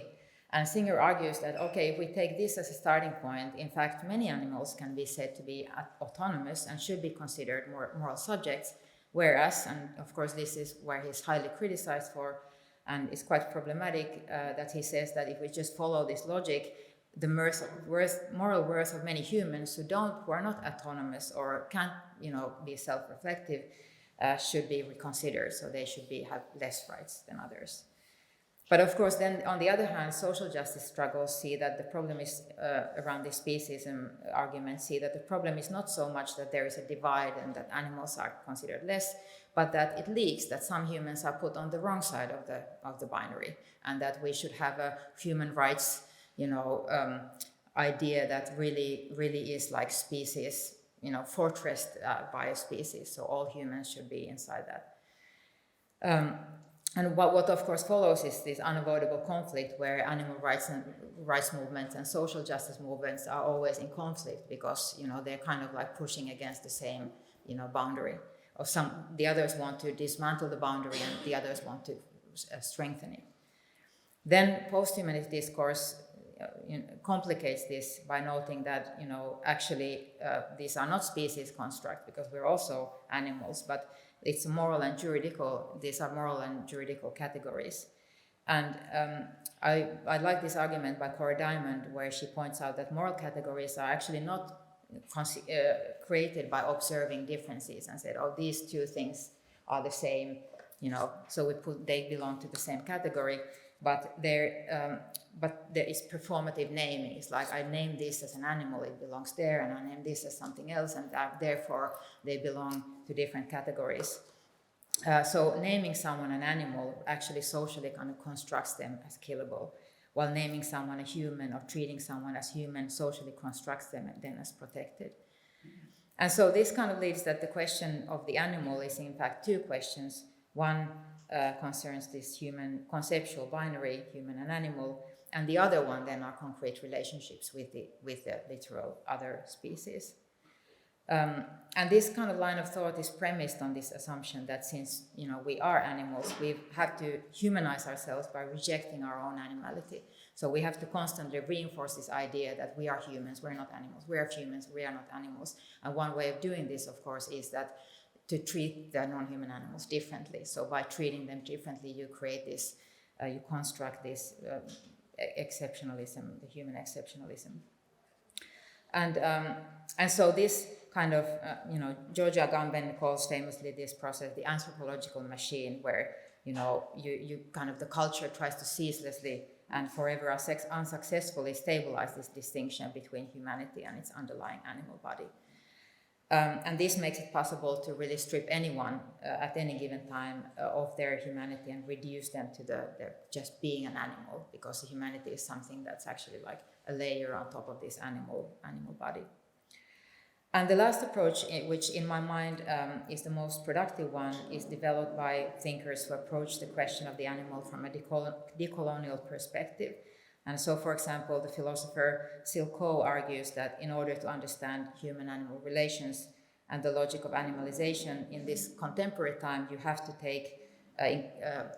include the optics of race and the way in which in colonial imagination the kind of hierarchies within the figure of the human And with the invention of race in the colonial imagination as kind of hierarchies within the figure of the human, so some human are more human than other humans, and then there is this animal, and somehow this figure of the subhuman is like placed in between the human proper and the animal, and it's this white supremacist patriarchal machinery where on the top you have the white guy, and then somewhere there then you have the animals that also like go, and then there's the earthworm somewhere there, but it's this hierarchy from God to basically to the lower creatures.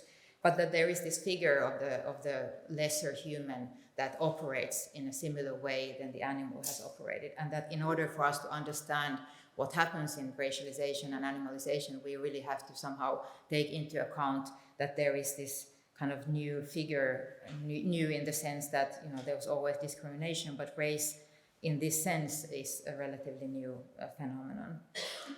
And so, so the way in which racialization and animalization are somehow entangled is relevant when we think of the way in which animalization works as a way to exclude people and other beings from the community.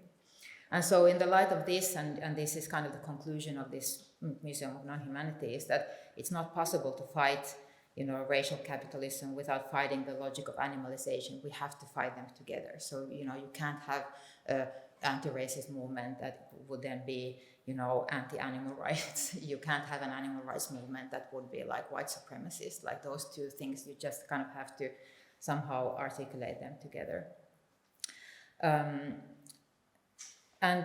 So just to end my exploration on animals and our shared animality, and the logic of animalization has now led me to consider this idea of animal as a kind of fluid plastic category instead of really like thinking of the animal as such.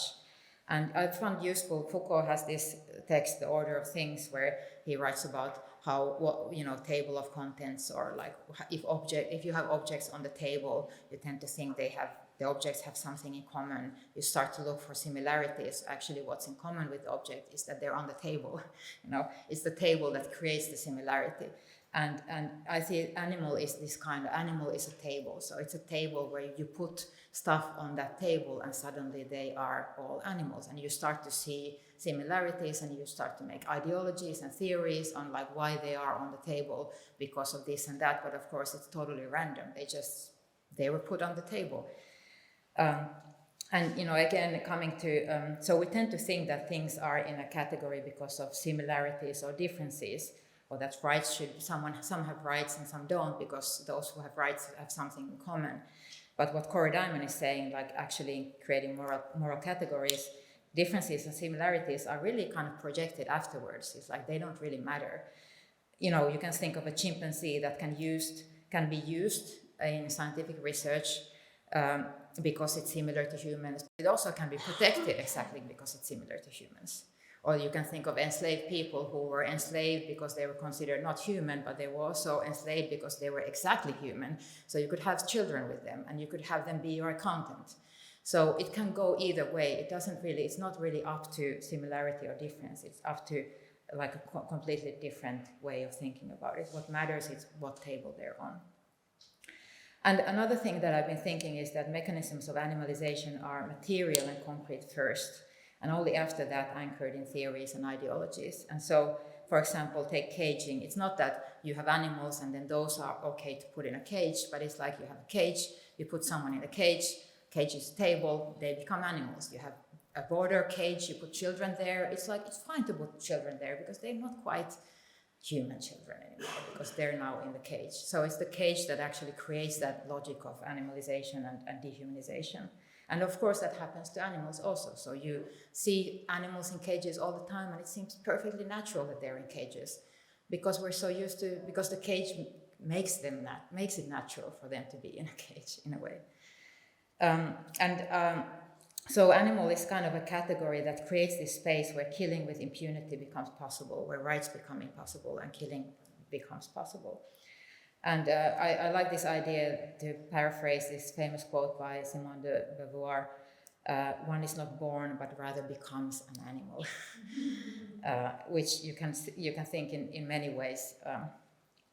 And so my new research is on what I call animal capitalism, and I'm trying to think that we should talk about animal capitalism as a similar, like a umbrella term as racial capitalism. That like capitalism really needs animal capital. It's like animal capitalism is really foundational to all kinds of forms of extraction, and that we can't really think of human exceptionalism as explaining everything away, because there's like Alex Planchet writes about this hog farm in the Midwest. And what he's writing is that actually there's so many migrant workers who are totally subjected or to sustaining this species life of the pigs. So the individual pig doesn't matter, the worker doesn't matter, but the hog life matters. The hog life is actually on top of the pyramid. So you can't really explain this with this idea of human supremacism or human exceptionalism, because the relations are much more complex, and what actually really matters is the individual's relationship to power rather than their species, or their whatever identity.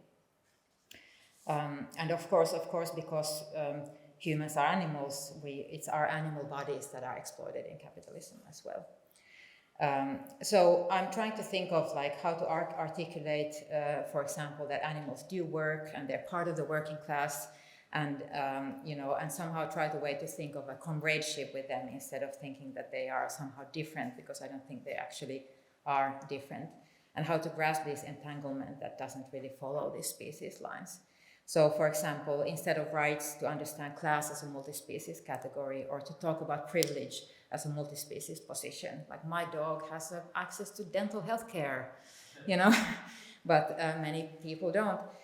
So there's all this, or talk about slavery as a multi-species oppression, just like really, or to talk about not proletariat, but the biotariat, or Alissa Battistoni has a great concept of hybrid labor. So instead of talking about natural capital as nature is producing capital, we could talk about like how all production is done in this hybrid labor force, of multi-species labor force.